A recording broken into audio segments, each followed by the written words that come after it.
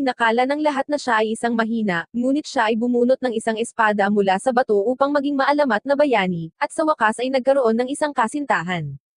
Si Zori ay isang lalaking binatilyo na nabuhay sa buong buhay niya kasama ang mga anghel sa kanilang nayon, na matatagpuan sa isang bundok na nasa itaas ng langit.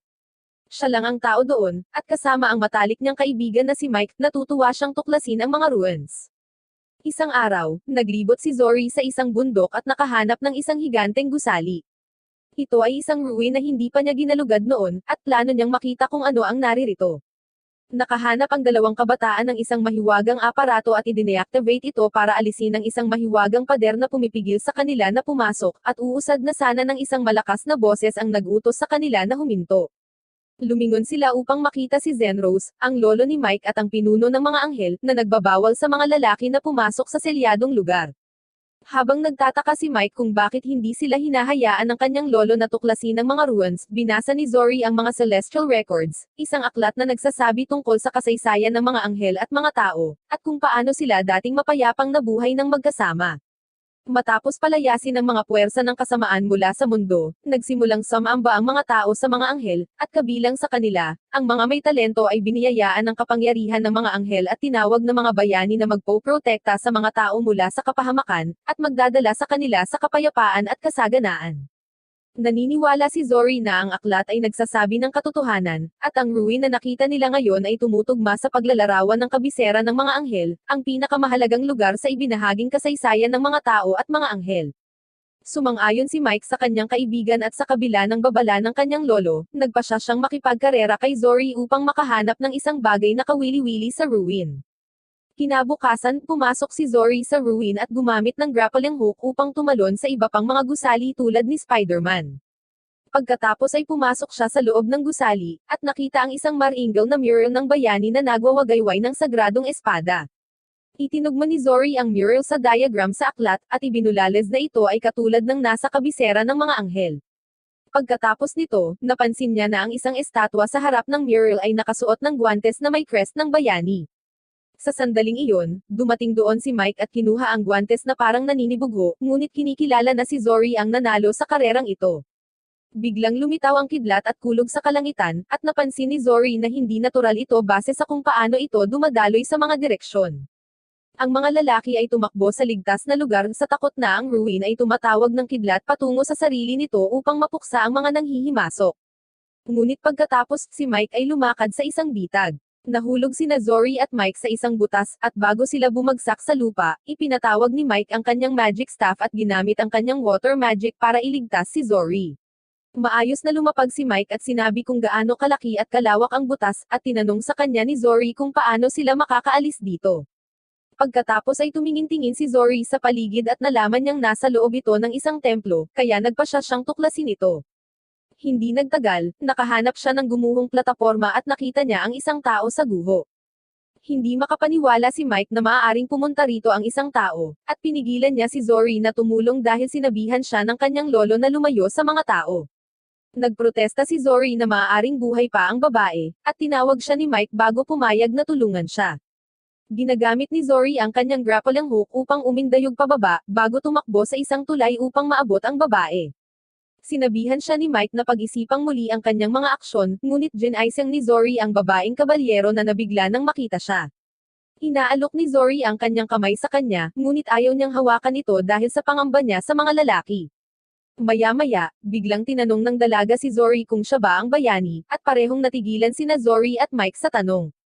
Sumagot si Zori na siya ay isa lang regular na tao, kahit wala pa siyang nakikitang tao noon. Ang babaeng kabalyero na nagngangalang Alicia ay nabigla nang marinig ito, at tinanong siya kung ito ang kabisera ng mga anghel.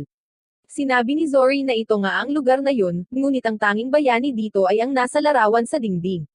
Dismayado si Alicia at naisip niya na ang mga kwento tungkol sa bayani ay isang alamat lamang, at hindi na maliligtas ang mundo. Dinala siya ni Zori pabalik sa nayon, at binalaan siya ni Mike na ito ay isang masamang ideya dahil nagdadala siya ng tao sa kanilang nayon, at kung saan tumanggi ang babae na sabihin ang kanyang pagkakakilanlan or anumang bagay tungkol sa kanyang sarili. Naniniwala si Zori na hindi siya masamang tao, lumingon upang makita siyang mukhang kinakabahan.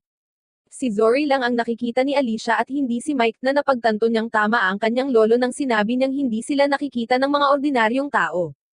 Paglabas nila sa ruin, namangha si Alicia sa tanawin at naisip na dapat ay dinala niya rito ang kanyang iPhone 15 Pro Max. Pumasok sila sa nayo ng mga anghel, at umalis si Mike upang iulat ang tao sa kanyang lolo, habang si Zori ay nakatayo kasama si Alicia. Dumating doon ang ibang mga anghel, at gusto niyang ipakilala sila kay Alicia. Gayunpaman, ginambala siya ni Alicia at sinabi na kung mayroon mang mga anghel dito, humihingi siya ng tulong upang iligtas ang mundo, na muling nilalamon ng kadiliman. Ang mga anghel ay walang sinasabi, hindi dahil naririnig niya ang mga ito, ngunit ang isa sa kanila ay humiling kay Zori na sabihin sa babae na umalis bago siya lumikha ng mga problema. Maya-maya, pumunta si Zori kay Zenrose na nag-lecture sa kanya tungkol sa mga panganib ng pagdadala ng tao dito. Ngunit sinabi ni Zori na hindi niya maaaring iwan siyang walang magawa sa mga ruins. Naiintindihan ni Zenrose ang kanyang mga alalahanin, ngunit hiniling sa kanya na pabalaykan ang babae dahil ang mga tao ay laging nagdudulot ng mga sakuna para sa mga anghel. Itinuturo ni Zori na siya ay isang tao, at namumuhay ng mapayapa dito at sinasabi niya kung paano sinasabi ng mga aklat na ang mga tao ay masayang nabubuhay kasama ng mga anghel. Ngunit sinabi ni Zenrose na nakaraan na ang lahat. Sa gabi, naghahaponan si Zori kasama si Alicia na humihingi ng paumanhin sa pagkabigla sa kanya sa araw sa pamamagitan ng pagtawag sa mga anghel. Hindi niya namalaya na nandito na sila at pakiramdam niya ay iniisip ni Zori na siya ay nawawala sa kanyang isip. Hindi nililinaw ni Zori ang hindi pagkakaunawaan nito, at sa halip ay tinanong siya nito tungkol sa kanyang mundo. Sinabi ni Alicia na siya ay mula sa Love Lake, ang kabiserang lungsod ng Highland Kingdom. Narinig ni Zori ang pangalan ng lungsod na may kwento tungkol sa isang sagradong espada na mabubunot lamang ng bayani. Kinumpirma ni Alicia na nasa kanila ang sagradong espada sa lungsod, ngunit wala pang nakakabunot ng espada na may sapat na lakas upang magawa ang pagbunot. Di nagtagal, nagbasa si Zori ng libro habang si Alicia ay nakatulog ay may isang bangungot kung saan lumitaw ang isang demonyo mula sa loob ng isang buhawi ng apoy, at nagbabantang lalamunan siya. Nagising siya na sumisigaw, at sumugod si Zori sa kanya. Pagkatapos niyang huminahon, napansin ni Alicia ang mga celestial record sa kamay ni Zori, at sinabing na-inspire din siya sa aklat na ito na libutin ang mundo at tuklasin ang mga ruins. Gayunpaman, ang mundo ay wala sa isang estado upang tuklasin sa ngayon dahil ang mga kalamidad ay sunod-sunod na dumarating, at siya ay nakaligtas sa isa sa mga ito. Sinabi ni Alicia sa kanya kung paano siya nawala sa isang madilim na kagubatan sa isang maulan na araw, pagkatapos na mawalay sa kanyang mga kaibigan. Natagpuan niya ang isang guho sa kagubatan at doon sumilong, ngunit hindi niya alam na may isang maliit na mascot na nilalang na kasama niya sa mga guho. Natulog si Alicia sa mga guho, at sa umaga, nagising siya at natagpuan ang isang dingding ng bayani na nakahawak ng sagradong espada. Namangha siya at pinagmasdan itong mabuti na umaasang maakay siya nito sa katotohanan, walang kamalay-malay sa maliit na nilalang na talagang isang menor de edad na anghel na sumusunod, at ginagaya ang kanyang mga kilos. Binasa ni Alicia ang celestial records na nagsasabi tungkol sa kabisera ng mga anghel. Ang kabisera ay isang banal na lugar kung saan ang piniling ilang tao lamang ang maaaring makapasok, at binigyan sila ng tungkulin ng pamumuno sa sangkatauhan bilang bayani. Sa kabila ng paniniwalang ang kwento ay gawa-gawa lamang, patuloy na sumulong si Alicia nang hindi namamalayan na isang hukbo ng mga surot ang gumagapang patungo sa kanya. Sinubukan ng maliit na nilalang na anghel na kontaken siya at bigyan ng babala, ngunit hindi niya ito makita. Gayunpaman, habang ginagamit ng nilalang ang kanyang invisible na hadlang para pigilan ang pag-atake ng mga surot sa kanya, tumalikod si Alicia at natarante nang makita sila. Ginagamit ng maliit na nilalang na anghel ang kapangyarihan nito upang masira ang ilang mga surot, ngunit si Alicia ay labis na natakot na gumawa ng anuman. Pagkatapos ay sinipa ng nilalang ang mga surot sa isang pader, at ang kapangyarihan nito ay lumikha ng isang butas sa loob nito, na napagtanto ni Alicia na ito ay guwang. Hinampon niya ang pader gamit ang balikat at nahulog sa loob ng secret room. Natagpuan ni Alicia ang kanyang sarili na bumababa sa isang water slide na humantong sa kanya sa isang pool. Gayunpaman, hindi nagtagal ay nalaman ni Alicia na ang pool ay hindi pangkaraniwan dahil mayroon itong anti-gravity na tubig, at nasa bubong ng isang koridor. Sakto sa pagsilip ni Alicia sa tubig, naunang bumagsak ang mukha niya sa hallway at bumagsak.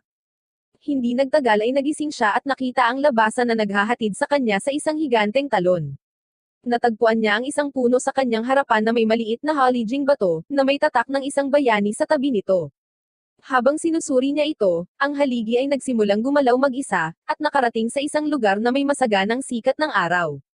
Ang marka sa haligi ay kumikinang, at ang lupa ay dumagundong habang ang tubig ay nahati at nagbigay daan sa isang lagusan na humantong kay Alicia sa mga guho. Siya ay nawawala ng mahabang panahon at pagkatapos ay dumating sa isang higanteng templo, kung saan ang estatwa ay biglang naglunsad ng kidlat sa platform na kanyang kinatatayuan, at nagpabagsak sa kanya sa sahig kung saan siya natagpuan ni Zori. Sinabi ni Alicia na nagtiwala siya sa mga alamat at pumunta rito upang hanapin ang mga anghel, ngunit nalaman niyang isa lamang itong alamat. Habang pinag-iisipan ni Zori ang kanyang mga salita, at iniisip kung sasabihin niya sa kanya ang totoo, lumabas si Alicia at umiiyak habang binabantayan siya ni Zenrose at iba pang mga anghel. Kinaumagahan, nadatna ni Zori si Alicia na natutulog sa labas na may nakabalot sa kanya na kumot, at napagtanto niyang nagustuhan siya ng mga anghel. Dinala siya ni Zori sa mga guho at ipinakita sa kanya ang kahangahangang mural, at ang guwantes sa crest ng bayani. Sinabi niya sa kanya na ang mga anghel at bayani ay totoo at hindi lamang isang fairy tale, at isang araw ay darating ang bayani upang iligtas ang mundo. Ikinuwento niya ang tungkol sa kanyang pangarap na isang mundo kung saan ang mga tao at mga anghel ay magkasama, kaya hiniling niya kay Alicia na maniwala na ang kanilang mga pangarap ay matutupad at binibigyan siya ng guwantes upang bigyan siya ng pag-asa. Pagkatapos oras na para umalis si Alicia, at nagpaalam siya kay Zori. Habang siya ay gumagawa ng ilang hakbang, siya ay tumalikod at sa wakas ay sinabi kay Zori ang kanyang tunay na pangalan, humihingi ng paumanhin sa paglihim nito sa kanyang tagapagligtas. Pagkatapos ay lumakad si Alicia sa kanya at sinabing hindi niya nakikita or naririnig ang mga anghel, ngunit tiyak na naramdaman niya ang kanilang presensya sa nayon at nararamdaman niya sila kahit ngayon. Naiwang walang imak si Zori, at sinabi sa kanya ni Alicia na ang paglilitis sa sagradong espada ay gaganapin sa lalong madaling panahon, na nagmumungkahi na dapat siyang lumahok dito. Inaangkin niya na ang orihinal na bayani ay dapat na isang tao tulad ni Zori, kaya binigay niya sa kanya ang guwantes na nagsasabing karapat-dapat siya. Nang wala na si Alicia sa domain ng nayon, napansin ni Zenrose na may pumasok na nanghihimasok. Tumalon siya at pamwesto na nagbibigay sa kanya ng mas magandang view, ngunit wala siyang mahanap. Kaya, sinabi niya sa lahat na maging mapagmatsyag at kumalat upang hanapin ang nanghihimasok. Sumama rin sina Zori at Mike sa paghahanap, at nang makakita sila ng asol na apoy na pagsabog sa di kalayuan, tumakbo sila patungo dito. Nalaman nilang natalo na ng nanghihimasok ang isa sa kanilang mga kasamahan. Ang nanghihimasok ay nasa sabik na makita ang dalawa pang mga kalaban, at sina Zori at Mike ay bumunot ng kanilang mga armas. Sinabi nila sa kanya na umalis bago nila siya hulihin, ngunit si Luno ay tumatawa at nangungutya lang sa kanila. Tumakbo si Zori patungo sa kanya, ngunit sinugod siya ni Luno ng napakabilis na labis siyang dinadala ng kanyang mabibilis na galaw. Hinawakan niya ang lalamunan ni Zori, inilagay siya sa isang pader, at pagkatapos ay dinala siya sa malalim na kagubatan kung saan niya ito itinapon. Aatakihin muli ni Luno si Zori, ngunit naiiwasan niya ang pag-ataking iyon sa huling sandali. Muling sinugod siya ni Luno, ngunit dumating doon si Mike para suportahan ang kanyang kaibigan at inatake si Luno gamit ang water gun. Iniiwasan niya ang pag-atake, at sinundan ng pag-atake ni Mike ng mga icicle lances. Iniiwasan din ng mga ito ni Luno at pagkatapos ay tumalon sa likod ni Mike na naglalayong tapusin muna siya. Iniligtas siya ni Zori at gumamit ng malakas na suntok sa bituka ni Luno na nagpapalipad at bumagsak sa pader. Sa kabila ng pag-atake, hindi siya nasaktan, ngunit pagkatapos ay ang tunay na master, si Zenrose, ay gumawa ng isang superhero landing at binigyan si Luno ng isang huling pagkakataon na tumakas. Tinatanggap niya sa oras na ito, sinabi na hindi niya nais na magaksaya ng oras dahil hindi naman talaga sila ang kanyang target, at pagkatapos ay umalis na. Pagkatapos ay humingi ng paumanhin si Zori kay Zenrose sa paniniwalang nalaman ng mananalakay ang nayon dahil pinapasok niya si Alicia.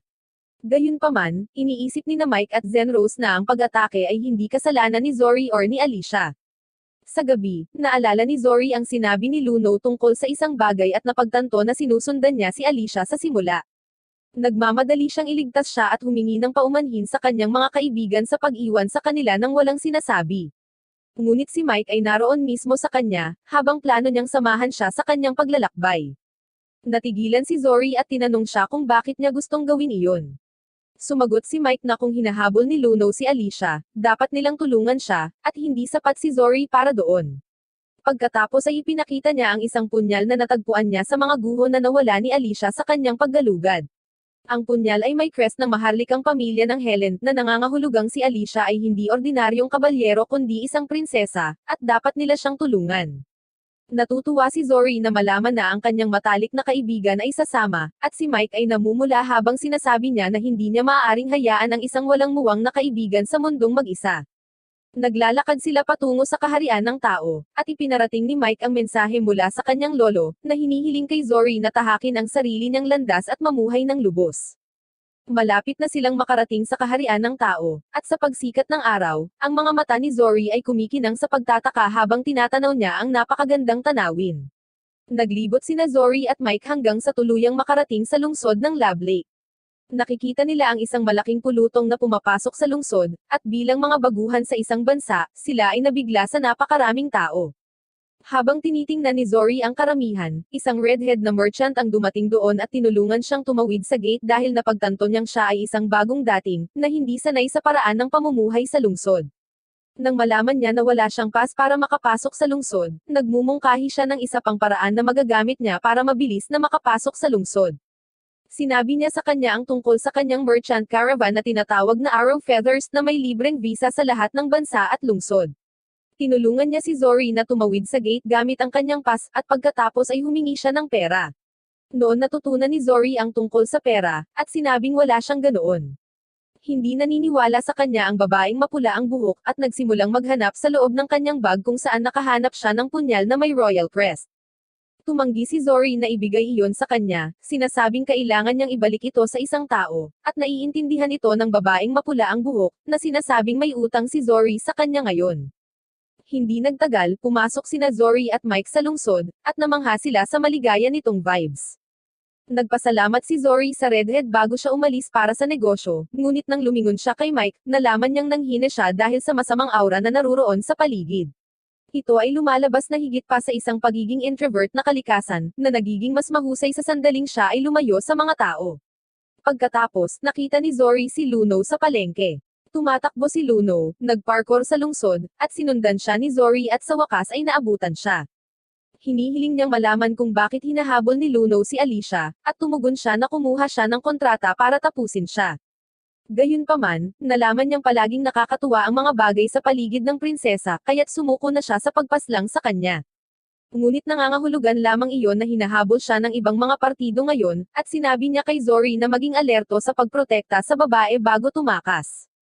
Hindi nagtagal, sina Zori at Mike ay sumali sa linya para sa sagradong ritual ng espada, at sa oras na pumasok sila sa templo, malapit nang matapos ang ritual. Nandoon si Alicia at ang kanyang guro kasama ang iba pang miyembro ng council. Ang sagradong espada ng maalamat na bayani ay nakatusok sa isang bato, at sa base nito, natutulog ang isang may puting buhok na dilag. Si Zori at Mike lang ang tila nakapansin sa kanya, at napagtanto nilang isa siyang anghel na nagbigay ng sagradong espada sa orihinal na bayani. Lumalabas ang isang kabalyero upang iangat ang talem, ngunit habang siya ay nagpupumiglas at nabigo, ang may puting buhok na babae ay nagising, naramdaman ang malakas na masamang aura na tumataas mula sa madla. Pagkatapos ay idineklara ng guro ni Alicia na hindi maaaring isagawa ng kanilang bansa ang pagsubok na ito sa nakalipas na ilang taon dahil sa kalagayan ng mundo, ngunit sa pagkakataong ito ay nagawa nila ito dahil sa prinsesa. Habang pinapalakpakan siya ng mga tao, hindi masaya ang isang miyembro ng konseho, at ang kanyang mga mata ay nasa isang asasin na inupahan niya para harapin ang prinsesa. Matapos subukan ng kabalyero na banuotan ng espada at nabigo, humarap si Alicia at sinabi sa mga tao na ang kanilang kaharian ay may napakasamang pakikitungo sa kanilang mga kalapit na nayon ngayon, at maaaring magsimula ang digmaan anumang oras. Inaangkin niya na karamihan sa mga tao ay nag-iisip na inayos niya ang paglilitis upang itaas ang moral ng publiko bago ang digmaan, ngunit hindi niya iyon gusto. Ipinahayag ni Alicia na nais niyang makamit ang kapayapaan at pagkakasundo sa kanyang mga kalapit na nayon, kaya hindi niya planong atakihin ang mga ito hanggat hindi muna sila umaatake. Ang kanyang pahayag ay hindi tinatanggap ng mga manunood na natatakot at nataranta tungkol sa digmaan, at ang saloobin ng kanilang pinuno, at ang masamang aura sa paligid ay lalong tumitindi. Nararamdaman ito ni Mike at ng may puting buhok na babae, at pagkatapos ay biglang gumapang ang kadiliman, at ang lahat ng mga sulo ay sumabog na may asol na apoy. Ang mga bintana ay nababahira ng kadiliman, at isang masamang aura ang dumaloy patungo sa gitna, na bumubuo ng isang higanteng bula na sumabog upang ipakita ang isang phantom dragon or demonyo. Lumilipad ang demonyo, sinisira ang templo at sinilaban ito, ngunit habang sumusugod ito sa sagradong espada, tinataboy ito ng enerhiya nito. Napagtanto ni Zori na may isang paraan lamang upang pigilan ang demonyo at tumakbo patungo sa espada, tinawag ang pangalan ni Alicia. Muntik nang matamaan si Zori ng buntot ng demonyo ngunit ligtas siyang naabot. Ang lugar ay nag-aapoy, at ang lahat ay nagpapanik dahil hindi nila alam kung ano ang tumama sa kanila dahil hindi nila nakikita ang demonyo. Tumakbo si Zori sa espada at sa babaeng nasa harapan nito, at nagpakilala sa kanya. Hiniling niya sa kanya na gumawa ng isang bagay tungkol sa demonyo gamit ang kanyang mga kapangyarihan, ngunit ang babae ay tumugon na ang bayani lamang ang makakatalo dito. Nang makita siyang nakikipag-usap sa hangin, napagtanto ni Alicia na talagang nakikita ni Zori ang mga anghel. Pero bago pa niya ito matanong, inatake siya ng isang assassin. Si Alicia ay umiiwas at hinaharangan ang mga pag-atake, ngunit ang assassin ay may mas mataas na antas ng liksi kaysa sa kanya at na-overwhelm siya. Gusto siyang tulungan ng guro ni Alicia, ngunit ang pangunahing nagsasabuatan sa likod ng pagpaslang, si Mateo, ay nagsabi sa kanya na tulungan ang ibang tao na lumikas. Si Zori ay nabalisa sa pagitan ng pagsisikap na tulungan si Alicia at iligtas ang lahat, at bilang isang maginoo, pinili niya ang unang pagpipilian. Gayunpaman, sinigawan siya ni Alicia na huminto at sinabihan siyang gumawa ng isang bagay tungkol sa demonyo, dahil walang ibang makakagawa nito. Pumunta si Zori sa sagradong espada, at sinabi ng babae na dahil nakikita niya siya, mayroon siyang mga kinakailangang kwalifikasyon upang maging isang bayani.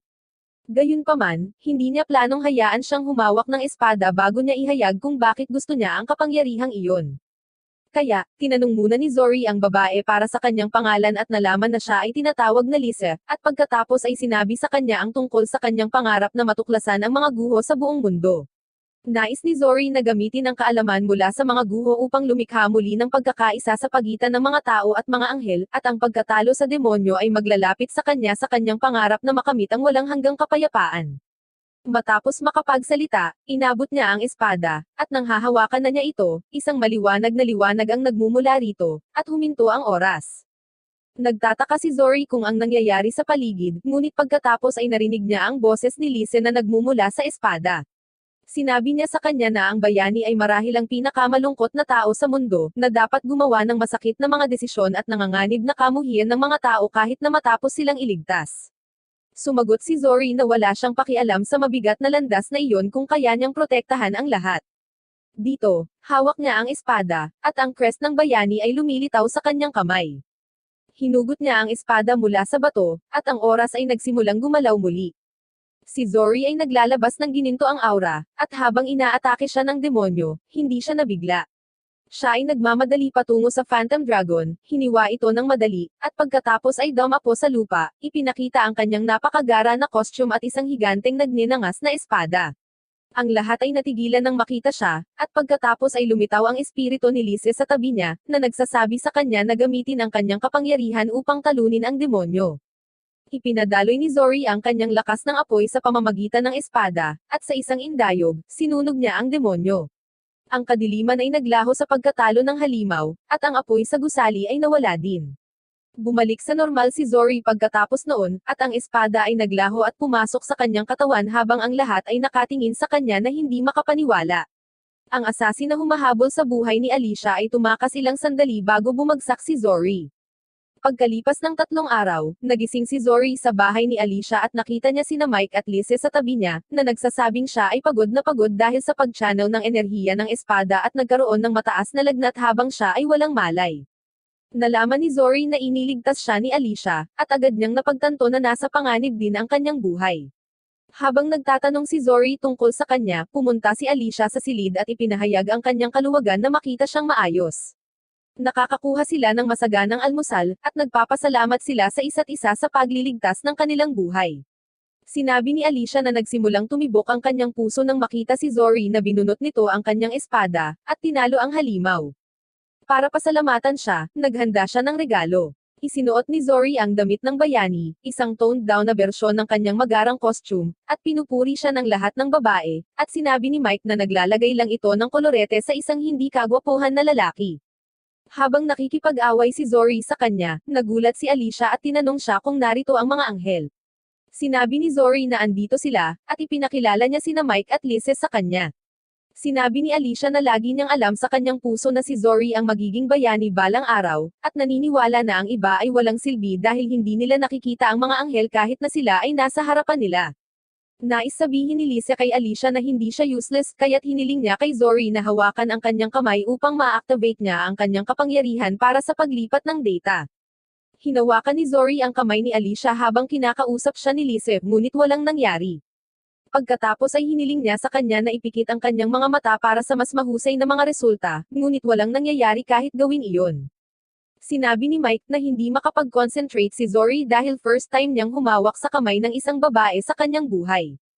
Sinabihan ni Lise si Zori na maglagay ng higit pang mga sensory block at hiniling sa kanya na huminga din habang isinasara niya ang kanyang mga tainga. Kapag kinausap niya si Alicia pagkatapos nito, maririnig na niya siya at maging ang boses ni Mike. Pagkatapos ay sinabi ni Lise kay Alicia na ang mga anghel ay maaaring tumingin sa mga puso ng mga tao, at ang mga nagpapabae sa kanila ay nagsimulang magbigay daan sa masamang aura at magdala ng kapahamakan. Ngunit hindi niya kailanman ginawa iyon, tumatagal ang kanilang pag-uusap. Pero pinigilan sila ni Zori at humihingal dahil hindi na siya makahinga. Tinanong niya si Lise na dapat mayroong isang mas mahusay na paraan upang gawin ito, at sumagot siya na kung maaari niyang makabisado ang kanyang mga kakayahan bilang bayani, hindi nakakailanganin ang sensory block. Itinuturing ito ni Zori bilang magandang balita, at iniisip niya na kung kaya niyang magsumikap at ma-level up ang kanyang hero skills, maipaparinig niya ang boses ng anghel sa lahat. Gayunpaman, naniniwala si Lise na hindi posible dahil si Alicia ay may likas na talento upang makilala ang mga anghel. Sa sandaling iyon, si Alicia ay nakatanggap ng isang tawag mula sa palasyo, at si Lise ay nagmungkahi kay Zori na dapat silang mamasyal. Samantala, sabay silang sumakay sa isang karwahe, at nakita ni Zori ang marka ng bayani sa mga lansangan. Sinabi ni Alicia na ang mga tao ay naghihintay sa pagbabalik ng kanilang pinakadakilang bayani sa loob ng maraming siglo, at ito ang kanilang paraan upang tanggapin siya. Nanlamig si Zori habang iniisip ang napakabigat na bigat ng mga inaasahan, at pagkatapos ay ibinaba siya ni Alicia kasama ang dalawang anghel sa tarangkahan ng palasyo kung saan nagkaroon siya ng panibagong kahinaan. Ipinaliwanag ni Lise na ang sanhi ng kanyang biglaang kahinaan ay ang masamang aura, at nakikita rin ito ni Zori ngayon. Sinabi niya sa kanya na mag-concentrate at alamin ang pinagmulan nito, at si Zori ay nag-focus ng husto at nahanap ang masamang aura na nagmumula sa isang nasirang gate. Nasasanay na siya sa masamang aura at nagpas siyang pumasok sa loob para makita ang pinanggalingan nito. Nakahanap si Zori ng isang guwang na pader sa mga guho, na isang uri ng selyadong pinto na may mga code na dapat gawin. Hinanap ni Mike ang unang susi, ngunit pagkatapos ay isa pang lock ang nagpa-pop up. Tinanong ni Lisa ang mga lalaki kung paano nila alam ang tungkol sa mga guho, at sumagot sila na iyon lamang ang nakakatuwang aktibidad na mayroon sila sa nayon. Ang pangalawang lock ay may crest ng Highland Royal Family, at napagtanto ni Zori na nakalimutan niyang ibalik sa kanya ang punyal ni Alicia para magamit nila ito bilang susi. Inilagay niya ang crest sa ibabaw ng selyo, na nagbubukas ng magic door na nagbubuklod sa dingding. Pumasok sila sa isang madilim na koridor kung saan automatikong umiilaw ang mga torch habang naglalakad sila sa harap nito. Hindi nagtagal ay pumasok sila sa isang bukas na lugar na may mas malakas na masamang aura, at nagulat si Zori nang makakita siya ng estatwa ng dragon. Alam niya na ang mga dragon ay tinatawag na simbolo ng masamang kapalaran, at ang pagkakatawang tao ng kalamidad. Kung ang isang tao ay lumikha ng isang rebulto ng isa, maaari rin siyang maging isang mananamba ng demonyo. Nagtataka si Zori kung ang estatwa ang pinagmulan ng masamang aura, ngunit naniniwala si Lise na iba ito.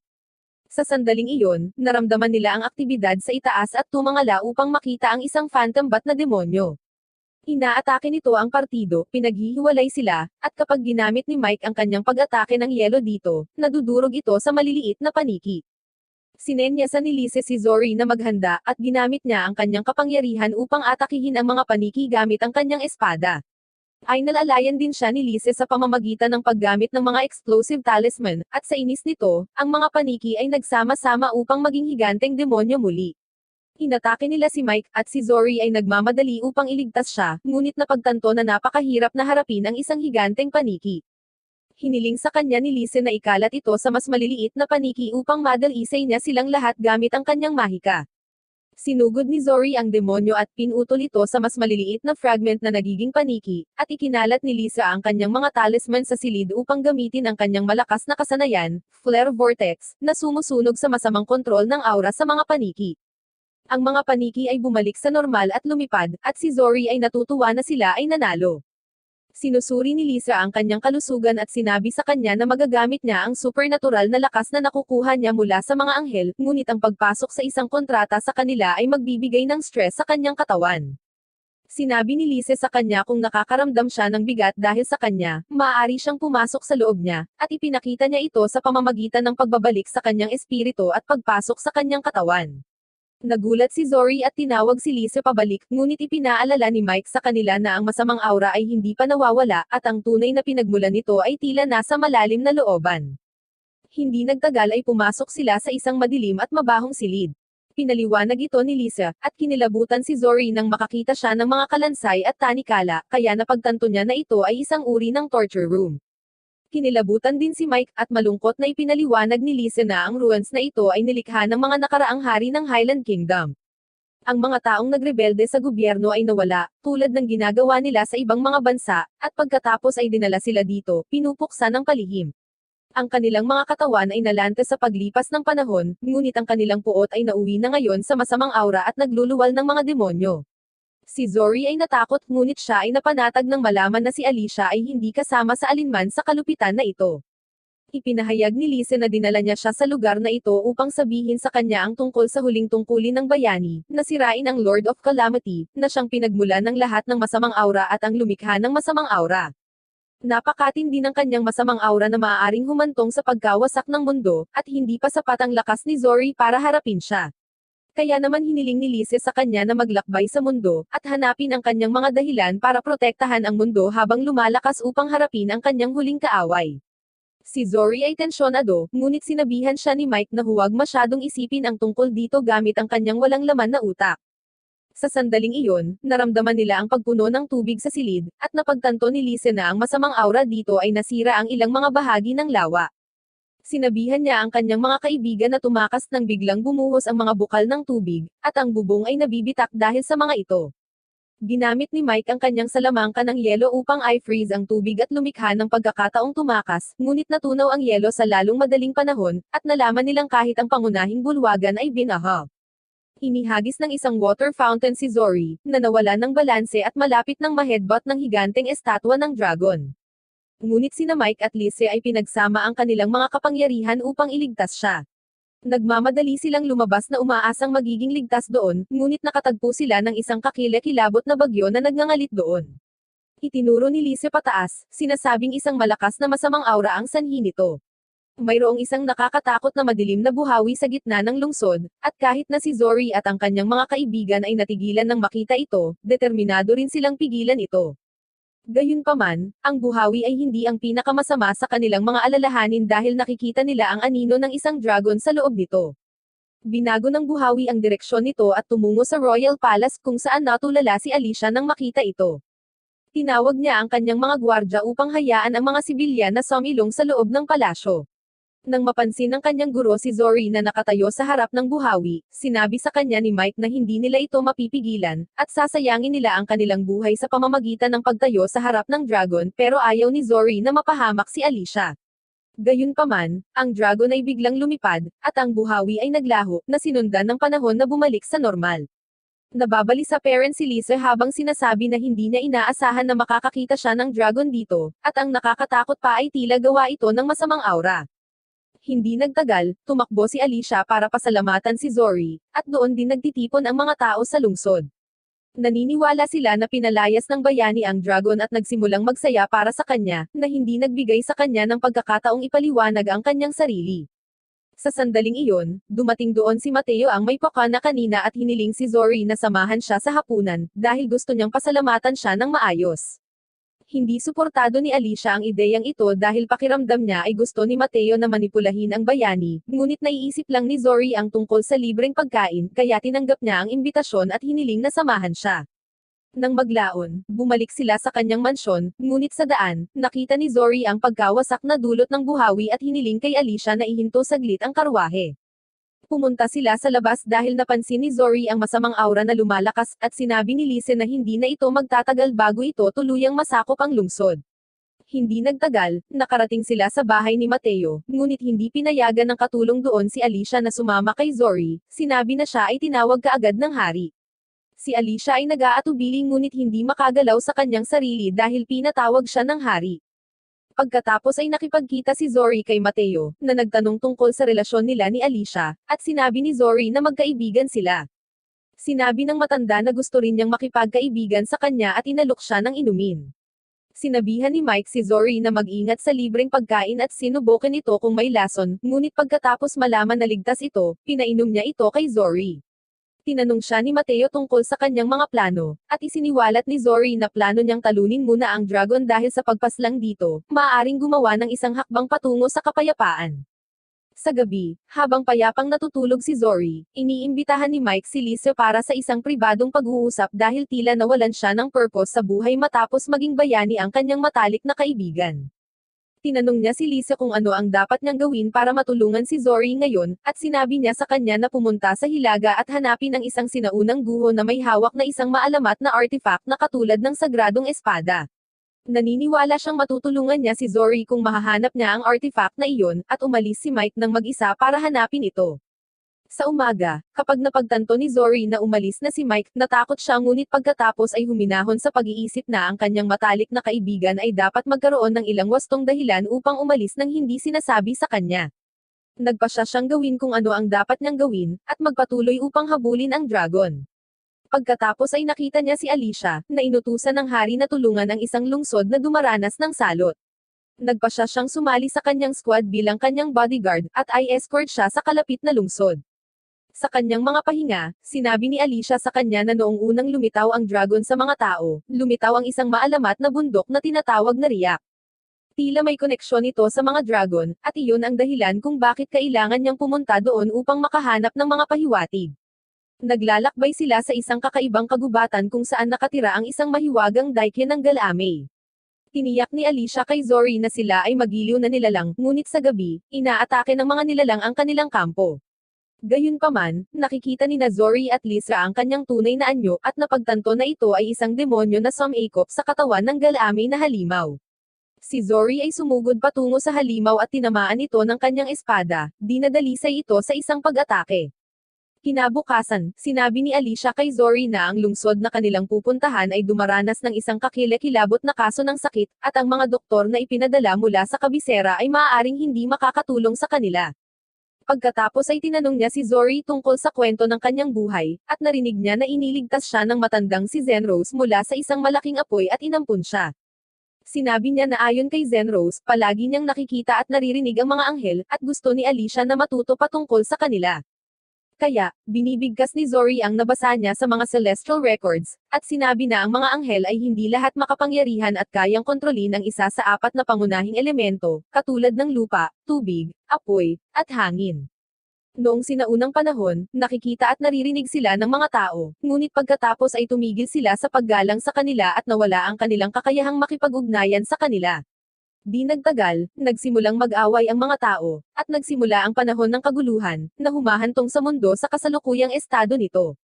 Di nagtagal, naghiwalay sila, at tumungo si Zori sa Riyak Mountain, habang narating ni Mike ang mga guho pagkatapos ng mahabang paglalakbay. Kasabay nito, pareho nilang naaalala kung paano sila palaging hindi mapaghihiwalay, at pinangarap na tuklasin ang lahat ng mga guho ng mundo ng magkasama.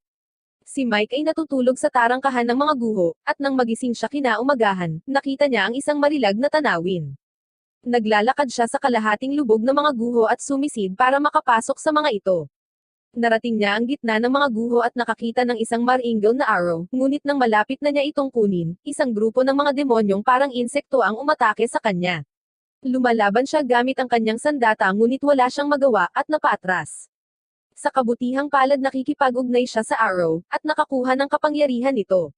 Gamit ang kapangyarihang iyon, tinatangay niya ang mga demonyo at nagpas siyang bumalik kaagad kay Zori. Bumalik sa kinaroroonan ni Zori, umakyat sila ni Lise sa bundok, ngunit mas lumalakas ang masamang aura, na nagdulot sa kanya ng mga problema sa paghinga. Maya-maya, nakarinig sila ng malakas na kalabog, at isang payong ang dumaan patungo sa kanila. Habang iniisip ni Zori kung ano ang nangyayari, ang babae ay biglang nahulog sa bundok ng napakabilis. Sa kabutihang palad para sa kanya, si Zori ay nasa daan para saluhin siya. Tinanggap ni Zori ang impact ng pagkahulog nito at kahit papaano ay nananatiling nakatayo. Pero sa halip na pasalamatan siya, tinawag siyang walang modo ng dalaga. Kinikilala ni Lisa ang babae bilang ang anghel na si Eldrip, ngunit habang sinasabi nila ang kanilang mga pagbati, isang orc demon ang umaatake sa kanila gamit ang kanyang spike mace.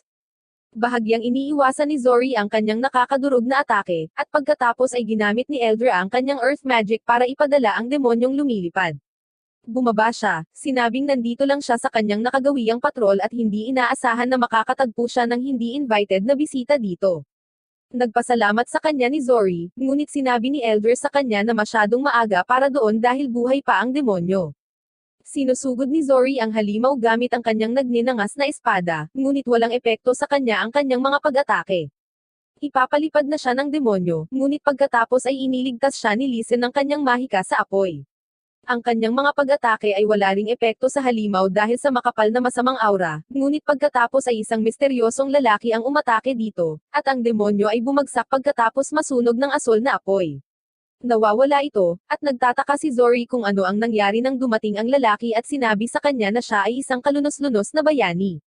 Kinilala ni Lisa ang lalaking kayumanggi ang balat bilang ang anghel na si Xander, na may hawak ng isang espesyal na artifact na maaaring pumuksa ng mga demonyo. Hinarap siya ni Zori, sinabing hindi na kailangang tapusin ang demonyo kung nadalisay sana nila ang nilalang na nasa loob nito. Ngunit tumawa si Xander, na sinasabi na kung minsan ay kasawian ang tanging kaligtasan. Sinabi ni Lisa kay Xander na umalis, ngunit sinabi niyang hindi siya aalis hanggat hindi niya napaslang ang kanyang target. Sa sandaling iyon, naramdaman ni Zori na may paparating, at ang masamang aura sa kanilang paligid ay nagsimulang tumaas habang umuuga ang lupa. Sinabi ni Xander na ang dragon na kanyang tina-target ay narito, at sigurado, ang dragon ay lumilipad patungo sa kanila at umuungal. Tinawag ito ni Eldrin na kanyang kapatid, at sinabi ni Xander ang nakakagulat na kwento na ang dragon ay talagang nakatatandang kapatid ni Eldra at ang kanyang dating matalik na kaibigan. Ang dragon ay nagsimulang gumalaw patungo sa kanila, at sinabi ni Zori na dapat nilang dalisayin siya dahil siya ay orihinal na isang anghel. Ngunit halos durugan siya ng dragon sa ilalim ng mga paa nito. Iniligtas siya ni Xander sa huling sandali, at sinabi sa kanya na ang mga dragon na ganap na nahayag ay hindi maaaring dalisayin. Sinusuportahan din ni Lisa at Eldra ang kanyang pahayag. Sinabi ni Xander na tatapusin niya ang dragon gamit ang kanyang sariling mga kamay ngayon, ngunit bago niya ito maatik, lumikha si Eldra ng pader na bato sa pagitan nila, na hinihiling sa kanya na iwanan ang kanyang kapatid na mag-isa. Inaatake siya ng kanyang kapatid na dragon, ngunit iniligtas ni Zori ang kanyang buhay. Inatake ni Xander ang dragon at sinabihan si Zori na kunin si Eldra at tumakbo. Dinala siya ni Zori sa ligtas na lugar, ngunit tumanggi pa rin si Eldrin na magpasalamat sa kanya at tinawag siyang walang modo muli bago nagtanong kung bakit siya narito. Sinabi niya sa kanya ang tungkol sa dragon na sumalakay sa lungsod, ngunit sinabi ni Eldrin na hindi niya ito kapatid. Alam iyon ni Zori, at sinabi niyang gusto lang niyang maabot ang bundok upang mahanap ang katotohanan tungkol sa mga dragon, dahil makakatulong ito sa kanya na maunawaan kung bakit naguguho ang mundo kamakailan. Sinabihan siya ni Eldrin na umalis ngayong nakita na niya ang dragon, ngunit sinabi sa kanya ni Zori na gusto niyang humanap ng paraan para mailigtas ang kanyang kapatid sa anumang paraan. Tinawag siya ni Eldrin na walang isip, ngunit pagkatapos ay sinabi sa kanya na mahal ng kanyang kapatid ang mga tao, at isang araw umalis siya upang bisitahin ang kanilang lungsod, ngunit nang bumalik siya ay naging isang dragon. Sa palagay niya ay gumugol siya ng masyadong maraming oras sa kanila at nadungisan ng kanilang masamang aura, na ginawa silang isang halimaw na hindi mapadalisay. Gayunpaman, sinabi sa kanya ni Zori na ang mundo ay puno ng mga misteryo at maaaring makagawa sila ng isang paraan upang dalisayin din ng isang dragon. Naantig siya sa kanyang mga salita, ngunit pagkatapos ay napansin niya na ang labanan sa pagitan ng dragon at Xander ay ganap na tumitindi. Hindi tumatama ang lahat ng pag-atake ni Xander sa dragon, na nalulunos sa kanya ng superior nitong lakas at kakayahan sa paghinga ng apoy. Nag-aalala si Eldra sa kanyang kapatid, ngunit sinabihan siya ni Xander na manatili sa likod dahil hindi na niya ito naaalala or ano pa man. Nagpa siya si Zori na dapat niyang gawin ang isang bagay kahit na ito ay walang kabuluhan, at hiniling kay Lisa na ipahiram ang lahat ng kanyang lakas. Nag-transform siya sa kanyang ultimate mode, at sumugod sa dragon upang atakihin ito gamit ang kanyang nag-aalab na espada. Habang naglulunsad si Zori ng sunod-sunod na pag-atake sa dragon, naalala ni Eldra ang kanyang kapatid habang dinaig ng dragon si Zori at pinabagsak niya ito. Naglakad siya papunta sa dragon at hiniling na tumigil siya. Hiniling niya sa kanyang kapatid na bumalik sa kanya, ngunit pinalipad siya ng dragon gamit ang isang indayog ng buntot nito, at pagkatapos ay naghanda ng bowl ang apoy para sa kanya. Nagmamadali si Zori upang iligtas siya, ngunit biglang kinansela ng dragon ang pag-atake nito at lumipad nang hindi sinasaktan si Eldro. Dahil nasiyahan si Eldro na naaalala pa rin siya ng kanyang kapatid, nakipag-usap si Zori kay Xander, na tinatanggap din niya na hindi lahat ng pag-asa ay nawawala. Nagpasya siyang umalis sa isang paglalakbay upang makahanap ng solusyon upang dalisayin ang kanyang kaibigang dragon, ngunit sinabihan niya si Eldre na tawagan siya kung gusto niyang tapusin ang kanyang kapatid. Pagkatapos nito, hiniling ni Eldre kay Lise na maghanda ng isang kontrata para sa kanya na magbibigay daan sa kanya upang matulungan si Zori upang makagawa siya ng paraan upang matulungan ang kanyang kapatid. Malugod na tinanggap ni Zori ang kanyang tulong at nakipagkasundo sa kanya. Nagsimula sina Zori, Eldra, at Lise sa kanilang paglalakbay, at sa gabi, ipinahayag ni Zori ang kanyang intensyon na bisitahin ang kaharian ng Roland sa susunod dahil, ayon sa Celestial Record, ang mga dragon ay sinasamba bilang mga Diyos doon. Sinabi ni Eldra na ang mundo ay hindi tulad sa mga libro, ngunit wala siyang problema na samahan siya kung makakahanap sila ng ilang mga pahiwatig upang iligtas ang kanyang kapatid. Pagkatapos noon, tinanong ni Lise si Zori kung ano ang kahulugan ng purification sa kanya, at iniisip niya kung anong uri ng klaseng tanong iyon. Sinabi sa kanya ni Lise na mahalagang magkaroon ng sariling larawan ng pag-purify. Kung hindi, mapupunta sa kanya ang masamang aura habang patuloy siyang nakikipaglaban sa mga demonyo. Iminumungkahi ni Lise na bumuo siya ng isang imahinasyon at para tulungan siya sa bagay na iyon. Gumagamit siya ng talisman para kalugan ang kanilang apoy na parang demonyo. Hiniling ni Lise kay Zori na dalisayin ito, at hanapin ang kanyang sagot. Inatake ni Zori ang apoy, at ang kanyang pag-atake ay walang epekto, at ang apoy ay bumalik sa kanyang humanoid na hugis muli bago ito ibalik ni Lise sa normal. Sinabi ni Zori na napakahirap, ngunit naisip ni Lise na habang ang potensyal ni Zori bilang bayani ay medyo mataas, ang kanyang pangunahing motibasyon ay tulungan ang mga tao, na nagpapahina sa kanyang mga kapangyarihan at marahil ay matulungan siya ni Mike na mas mahusay sa ganitong kondisyon. Kinaumagahan, habang bumababa sina Zori at ang mga babae sa bundok, nakita nila ang dalawa sa mga sundalo ni Alicia na naghihintay sa kanila. Sinabi nila sa kanila ang tungkol sa isang kakilakilabot na bagyo na Some-Ire sa tulay na kailangan nilang tahakin, upang matulungan ang dayuhang lungsod. Nag-aalala si Alicia sa mga taong nangangailangan ng tulong niya, kaya nakahanap siya ng ibang tulay sa di kalayuan at nagmamadaling tinungo ito. Ngunit pagkatapos ng ilang distansya, biglang nagbago ang panahon, at nang tumalikod si Alicia, napansin niya na ang mga ulap ng bagyo ay naayos sa kanilang lugar na parang sa pamamagitan ng mahika. Kaya naman nauna siyang maghatid ng mga gamot at iniwan ang dalawang sundalo para ipaalam ito kay Zori. Si Zori ay humiram ng kabayo at sumakay sa unahan upang malaman na ang kakilakilabot na bagyo ay, sa katunayan, ay sanhi ng isang demonyo. Hindi nagtagal ay narating ni Zori ang guro ni Alicia at ang mga kabalyero na natangay ng bagyo, at napagtanto ni Lise na kayang kontrolin ng malaking cobra na demonyo ang panahon. Si Lise ay nagboluntaryo upang panatilihing ligtas ang mga tao dito, at si Zori ay maaari lamang makipagtulungan kay Eldro. Ibinigay niya sa kanya ang kanyang mga kapangyarihan at nag-transform sa kanyang pangalawang magarbong costume, na may elemento ng Earth. Sinusugod niya ang ahas na demonyo at ginugulo ang kanyang mundo gamit ang isang suntok, ngunit pagkatapos ay ang ahas na demonyo ay gumanti sa pamamagitan ng mga magic blast. Iniiwasan ni Zori ang ilan sa mga ito at hinaranggan ang huli, nagpas siyang dalisayin ang halimaw ngayon. Gayunpaman, bago niya magawa ang anumang bagay, ang demonyo ay tinamaan ng pulang kidlat, at isang dragon ang umatake dito mula sa langit. Sinabi sa kanya ni Eldre na ang dragon ay hindi pa nakukumpleto ang transformation, at dahil hindi ito kumpletong demonyo, maaari itong dalisayin. Nagpasya si Zori na dalisayin ito, at ginamit ang ahas bilang base para ilunsad ang sarili patungo sa Dragon Demon, na pinalipad palayo, at nahulog si Zori sa lupa. Nadidismaya siya na hindi niya mapadalisay ang dragon, ngunit kahit papaano ay napuksa ang ahas na demonyo. Nang maglaon, nalaman ni Zori mula sa guro ni Alicia na ang dragon ay lumipad patungo sa lungsod kung saan patungo si Alicia, at gusto niya itong iligtas. Tinanong niya si Eldre kung maaari siyang gumawa ng tulay gamit ang kanyang earth magic, ngunit sinabi niyang hindi ito magiging posible hanggang sa hamupa ang baha. Nangyayari iyon sa lalong madaling panahon, at sinuntok ni Zori ang lupa at binibigyan ito ng maraming pagyanig na lumilikha ng pansamantalang stepang bridge. Sa kabilang panig, nakita ni Mike ang isang maliit na nilalang na anghel na hinahabol ng galit na puno ng demonyo habang siya ay nagpapahinga, kaya inatake niya ang puno upang protektahan ang maliit na nilalang. Hindi gaanong napinsala ang puno mula sa pag-atake ni Mike kaya nagpasya siyang atakihin ito muli. Gayunpaman, napagtanto ng maliit na nilalang na anghel na kailangan niya ng mas maraming firepower, kaya ginamit niya ang kanyang kakaibang kakayahan sa mga kakayahan ni Mike sa overdrive, at isang arrow ang nagpadala ng demonyong puno na lumilipad sa kagubatan. Pagod na ang maliit na nilalang, at maya-maya, habang umiinom siya ng tubig sa batis, ipinakilala niya ang kanyang sarili bilang si Atako.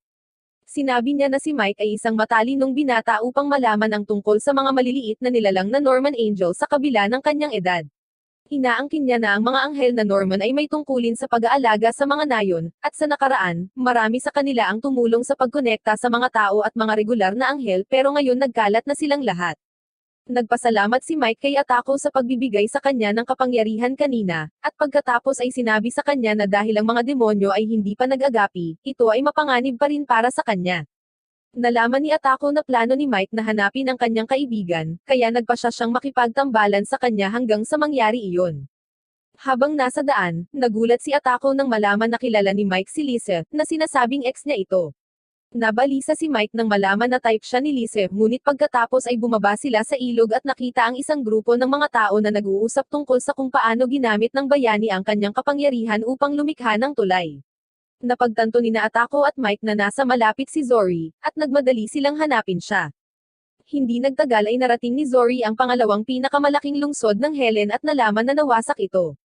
Makapal ang masamang aura, at sigurado si Zori na ito ang naging sanhi ng sakit sa lungsod, at ang dahilan sa likod ng dalawang bagay ay ang dragon. Nagmamadali siyang hanapin si Alicia, na nagsisilbi sa mga pasyente bilang isang nurse. Sa sandaling magkita sila, sinabi ni Eldrin na mas maganda siya kaysa sa inaakala niya, at tinanong ni Alicia kung sino ang nagsabi niyan. Ipinakilala siya ni Zori sa kanyang bagong angel partner, ngunit pagkatapos ay napagtanto na narinig ni Alicia ang kanyang boses nang hindi hinawakan ang kanyang kamay. Sinabi ni Lise na dahil tumaas ang kanyang kahusayan bilang isang bayani, at ngayon ay maaari na rin siyang magpadala ng mga boses ng wireless. Naging masaya si Alicia saglit, ngunit biglang nagbago ang kanyang mood, at siya ay nanlumo at naging malungkot. Sinabi niya na wala sa kanyang mga gamot ang gumagana.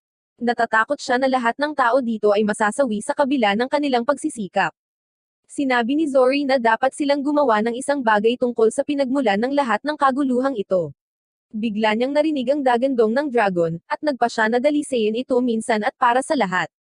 Hiniling ni Zori kay Eldrin na pigilan ang dragon sa paglipad palayo, kaya gumamit siya ng malakas na harang para pigilan ito habang hinihiram ni Zori ang kapangyarihan ni Lise para salakayin siya. Gayunpaman, ang dragon ay lumampas sa hadlang at lumipad palayo. Napagtanto ni Eldrin na ang dragon ay malapit nang mag-mature, at kapag nangyari iyon, ito ay magiging mas malakas. Pagkatapos ay inaatake sila ng dragon sa pamamagitan ng fire breath nito, at patuloy na neutralize ni Zori ang mga pag-atake bago sila magdulot ng pagkawasak.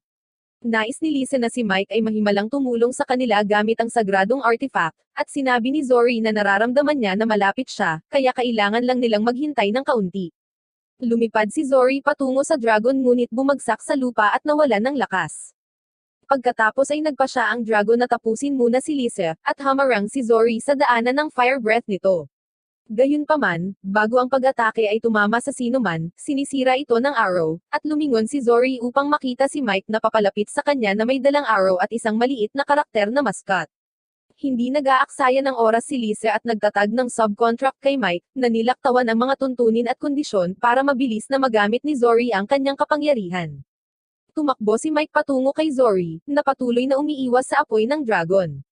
Naitatag ang kontrata, at tinawag ni Zori ang kanyang kapangyarihan at nag-transform sa kanyang bagong custom.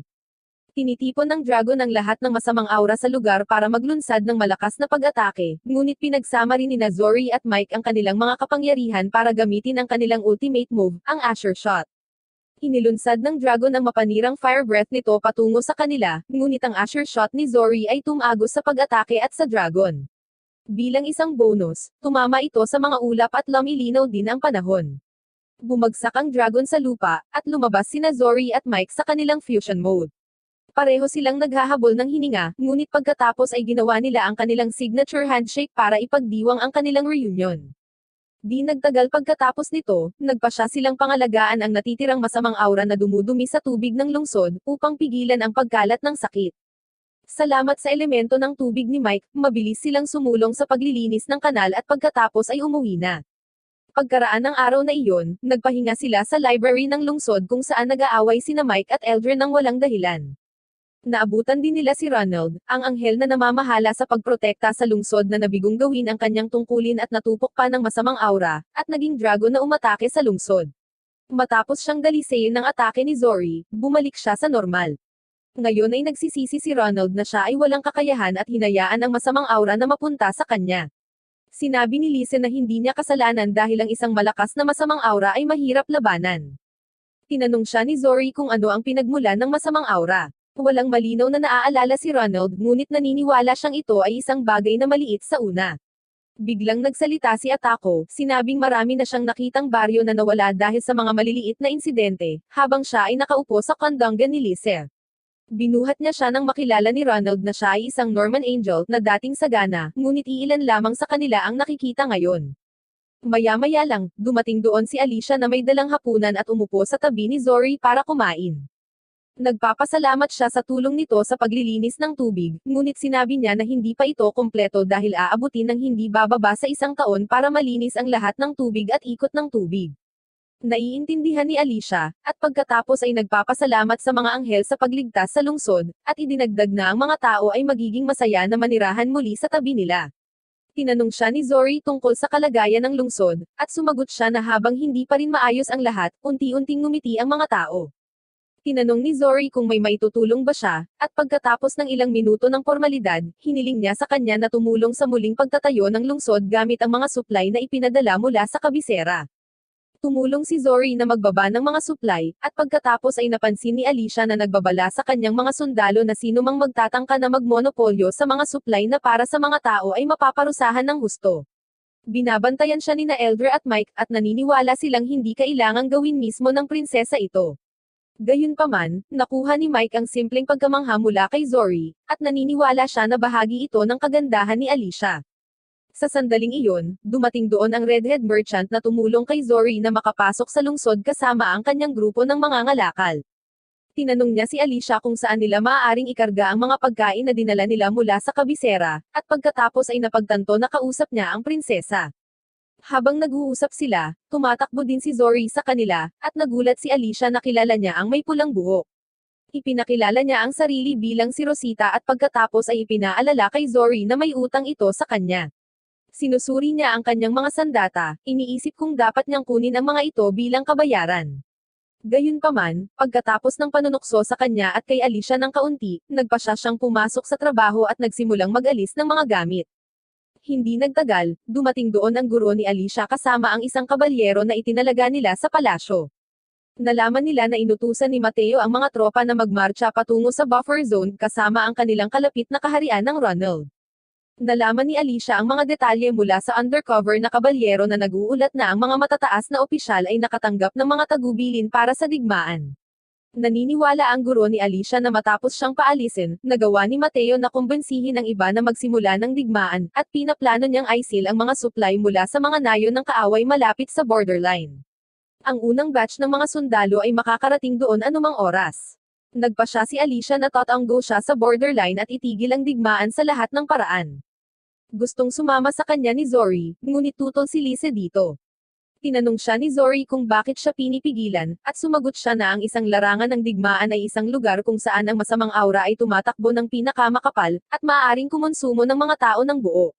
Sinabi niya na hindi pa handa si Zori na makita ang isang tao na maging demonyo, nang bigla niyang naramdaman ang isang malakas na masamang aura na nagmumula sa isang demonyo sa malapit.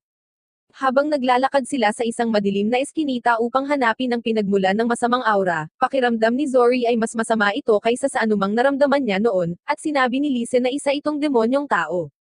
Hindi nagtagal ay narating nila ang silid kung saan nagmumula ang masamang aura, at kinakabahang pumasok si Zori dito at tumingin sa paligid upang makita ang isang demonyo sa isang sulok.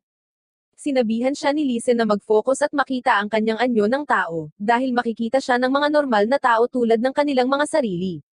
Hiniling niya kay Zori na dalisayin ito, at inatake niya ang demonyo gamit ang kanyang espada. Gayunpaman, tulad ng pakikipag-ugnayan niya rito, ang mga kakilakilabot na alaala ng taong napinsala ng masamang aura ay bumubuhos sa kanyang isipan, at siya ay itinapon ng tumatakas na demonyo.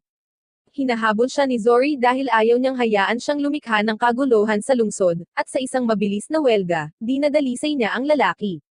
Ang lalaki ay bumalik sa kanyang normal na sarili, ngunit si Zori ay nagkaroon ng emosyonal na pinsala. Sinabi sa kanya ni Lise na ang pagdadalisay ng isang tiwaling tao ay nangangahulugan ng pagsipsip ng kanyang masamang aura sa katawan ng bayani, at idinagdag ni Eldrin na ito ang pinakamahirap na bahagi ng trabaho. Matapos malaman ito, sinabi ni Zori na hindi pa rin tapos ang kanyang trabaho, at naglakad siya patungo sa isang sementeryo kung saan siya huminto sa harap ng libingan ng isang taong pinaslang ng demonyong tao. Tinusok niya ang lupa gamit ang kanyang espada, at dinadalisay ang kaawa-awang kaluluwa. Habang ikinuwento ng bayani ang kanyang mga kaibigan kung ano ang nakita niya sa alaala ng lalaki, nakipag-away siya sa kanyang kapatid na umatake sa kanya. Kinuha niya ang kanyang buhay sa pagtatanggol sa sarili, ang pagkakasala at kalungkutan ng survivor ay naging isang masamang aura at ginawa siyang demonyo. Tinanong ni Lise si Zori kung gusto pa rin ba niyang pumunta sa larangan ng digmaan sa kabila ng pag-alam sa panganib na dapat niyang harapin upang dalisayin ang mga tao, at sumagot siya na ito mismo ang dahilan kung bakit kailangan niyang pumunta doon.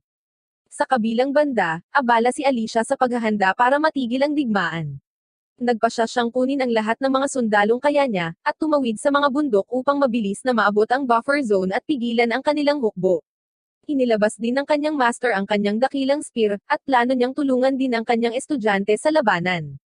Siya ay masaya at umalis upang gumawa ng ilang higit pang mga paghahanda, ngunit natagpuan na ang lahat ng kanyang mga bantay ay nawawala.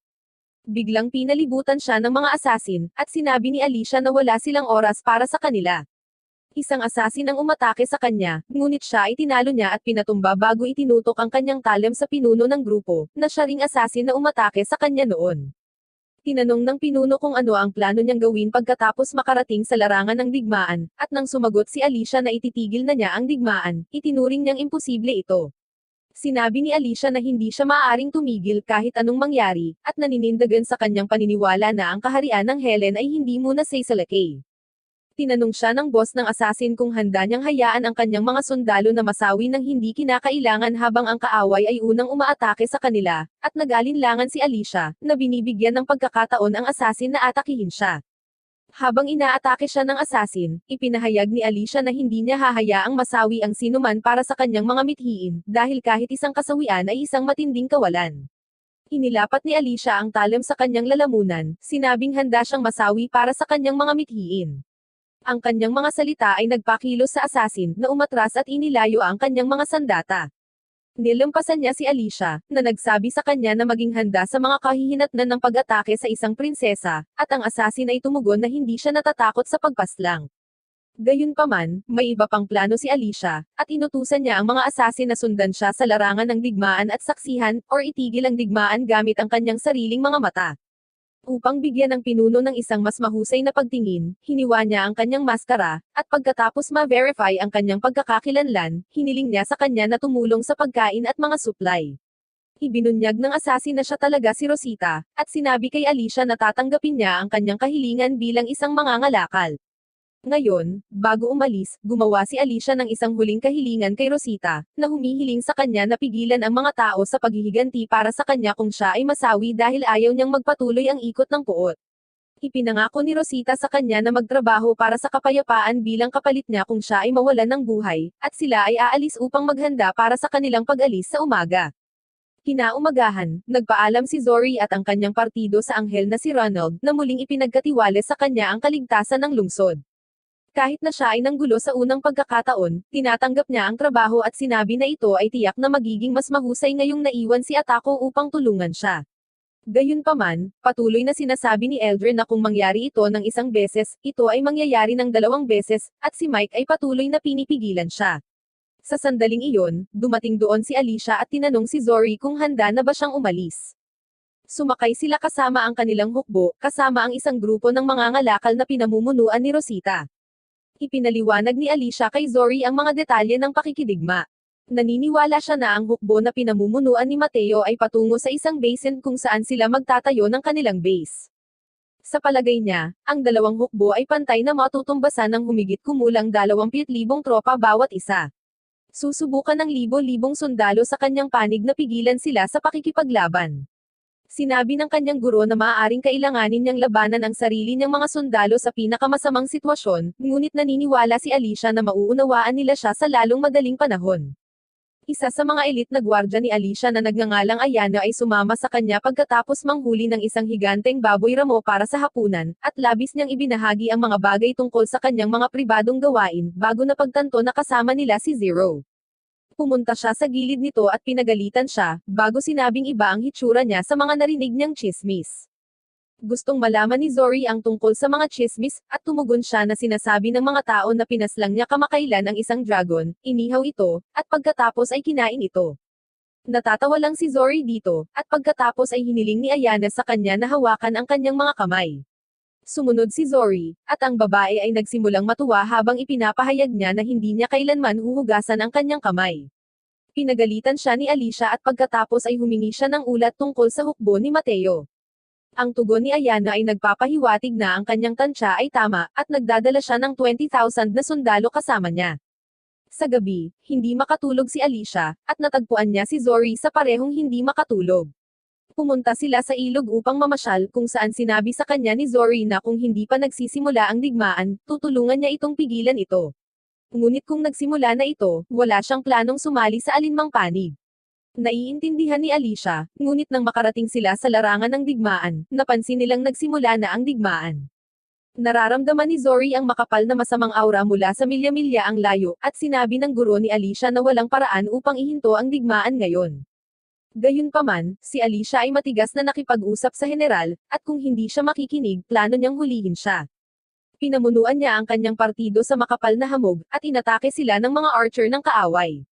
Isang sundalo ang nawala ng buhay sa pagsisikap na protektahan si Alicia, ngunit pagkatapos ay pinangunahan ni Ayana ang laban at pinaslang ang kaaway ng mga archer gamit ang kanyang mga pag-atake.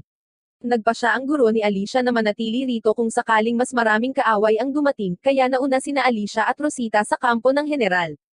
Pumasok sila sa fortress kung saan dinala ang general para makita mismo ang prinsesa sa war zone.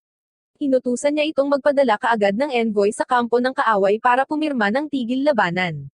Gayunpaman, tumanggi ang general na sundin ang kanyang maharlikang utos, at sinasabing inutusan siya ni Mateo na manalo sa digmaan sa lahat ng mga paraan. Inutusan niya ang isang kabalyero na hulihin si Alicia at saktan siya kung kinakailangan, ngunit wala siyang laban kay Alicia at natalo kaagad.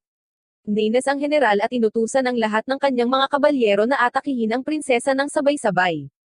Sinabi sa kanya ni Rosita na hindi ito magandang ideya, at sinabi ng general na ang isang babae na tulad niya ay dapat na nasa kusina lamang at hindi sa lugar ng digmaan, na nakakairita ito sa parehong mga babae, at tinalo nila ang mga kabalyero ng general. Hindi matanggap ng general na ang kanyang mga tauhan ay natatalo sa dalawang babae, at sinasabi sa kanila na paslangin sila kung kinakailangan. Pinagbawalan ni Alicia si Rosita na pumaslang ng sinuman, kahit na sila ay nalulula. Gayunpaman, hindi na ito mapigilan ni Rosita at inatake ang isang kabalyero na may balak na tapusin siya. Ngunit hinarang ni Alicia ang kanyang pag-atake dahil ayaw niyang may masawi. Gayunpaman, sinamantala ng isang kabalyero ang pagkakataong ito para atakihin siya sa likod, at siya ay bumagsak. Nawala sa isip ang kabalyero na umatake sa kanya dahil sa pagkakasala, ngunit sinabihan siya ng general na tapusin ang trabaho. Siya ay nag-aalangan at umatras, ngunit ang iba pang mga kabalyero ay nagtitipon malapit kay Alicia. Sinabi ni Rosita sa kanila na magkakaroon ng kahihinatnan para dito, at habang sinisigawan niya ang mga kabalyero na lumayo, tinatangay sila ng malakas na bug zone ng hangin. Nagtataka ang mga babae kung ano ang nangyayari, at pagkatapos ay napagtanto nila na may isang anghel na tumutulong sa kanila. Inilagay ni Rosita si Alicia sa isang haligi at humingi ng paumanhin na hindi niya matutupad ang kanyang pangako ng walang karahasan. Ipinakita niya ang kanyang kakayahan sa akrobatiko, at tumalon sa lahat ng mga kabalyero upang maabot ang general, na sumusubok na saluhin siya ngunit nakaligtaan. Itinutok ni Rosita ang isang punyal sa kanyang leeg, sinabihan ang mga kabalyero na bitawan ang kanilang mga sandata dahil kung hindi, tatapusin niya ang kanilang general. Habang si Alicia ay nagtatrabaho para sa kapayapaan sa kanyang paraan, pumunta si Zori sa isang mataas na posisyon kung saan niya makikita ang buong larangan ng digmaan. Habang naglalaban ang magkabilang panig, ang kanilang masamang aura ay nagiging hugis ng mga demonyo. Nagpasya si Zori na pigilan sila, at tumalon siya sa larangan ng digmaan, at huminto ang lahat ng mga sundalo nang makita siya. Sinusugod ni Zori ang mga sundalo mula sa magkabilang panig, at gamit ang kanyang lakas ng bayani, nagawa niyang dalisayin ang mga naging demonyo nang hindi sila pinapaslang. Ito ay tumatagal ng isang malaking toll sa kanyang isip bilang ang marahas na mga alaala ng kanyang mga target ay sumisikat sa kanyang isip. Napaluhod siya, sinabing napakalaki ng masamang aura na pumapasok sa kanyang katawan para i-handle niya.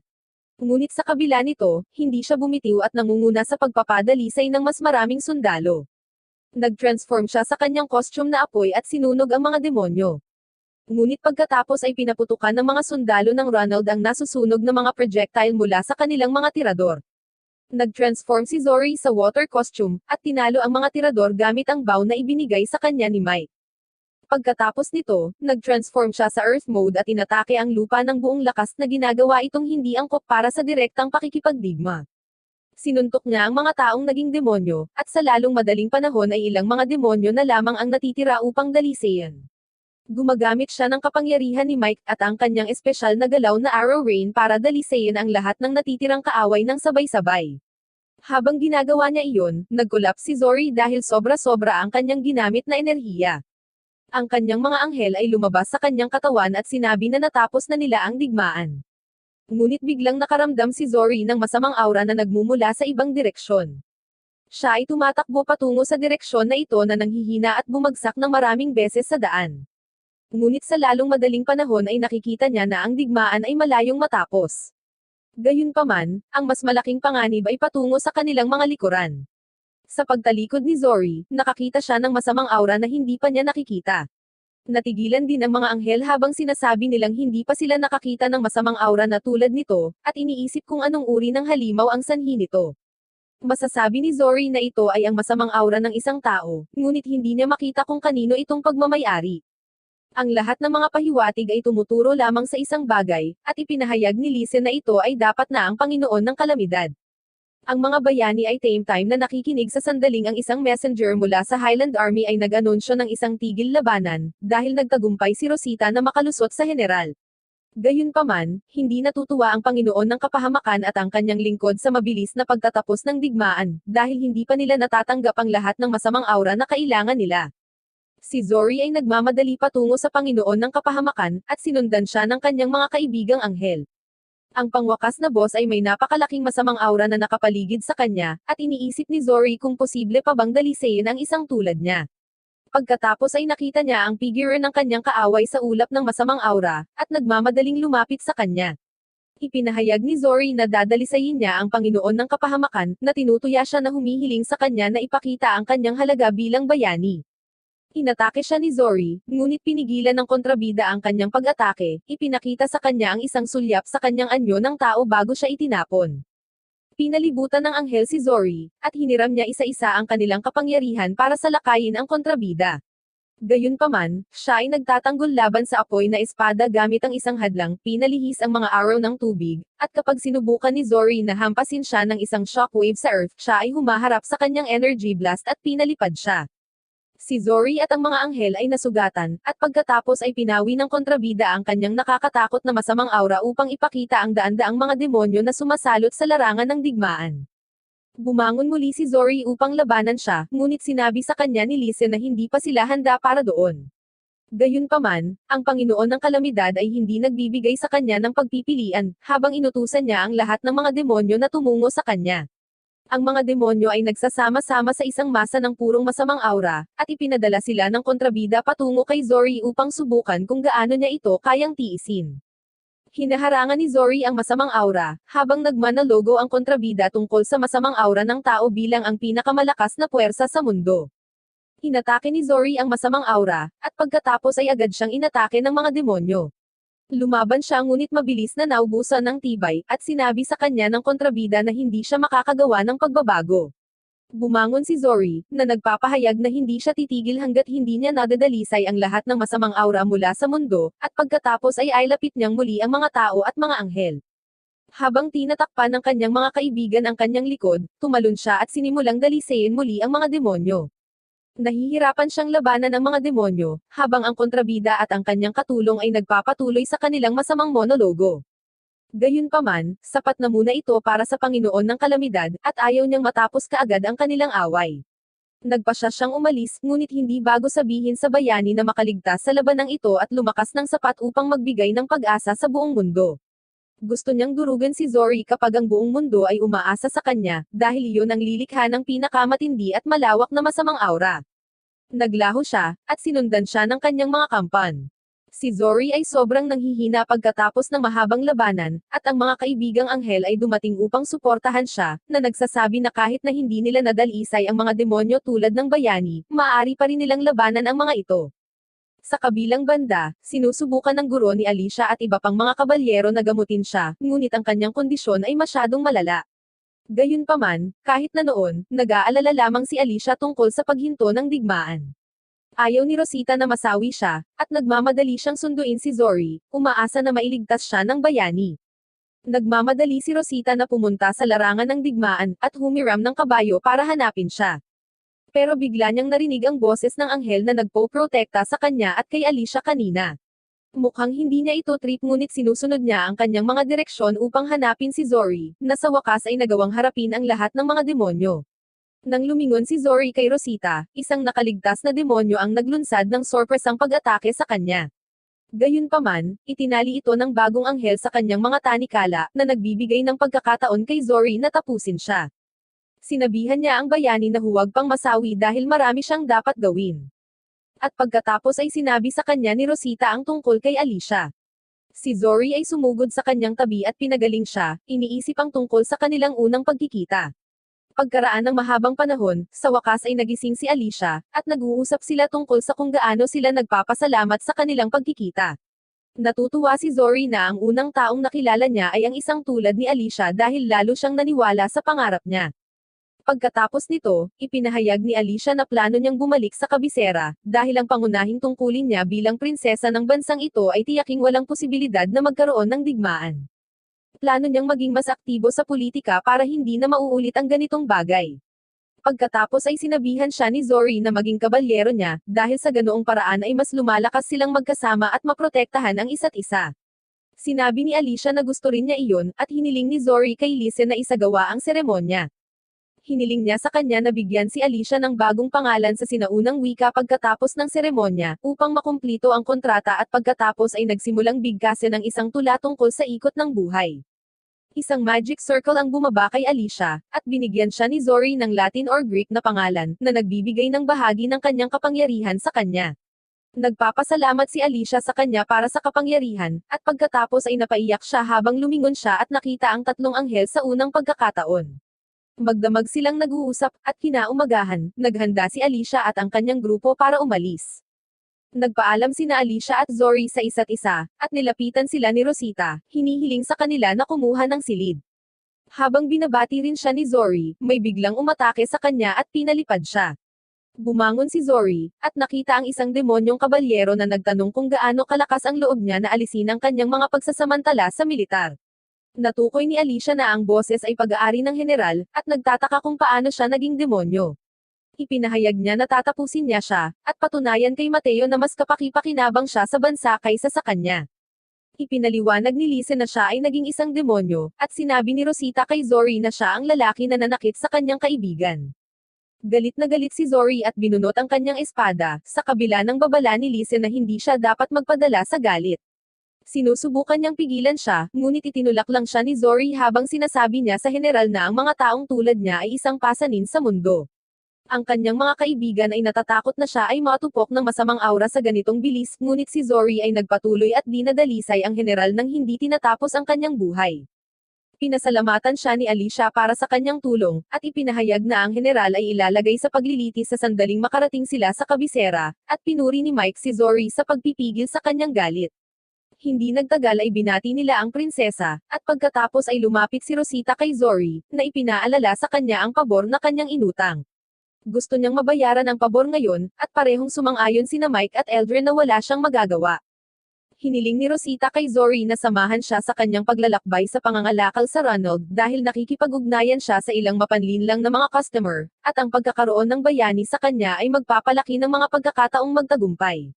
Walang nakikitang problema ang mga anghel dito, at pumayag si Zori na tulungan si Rosita.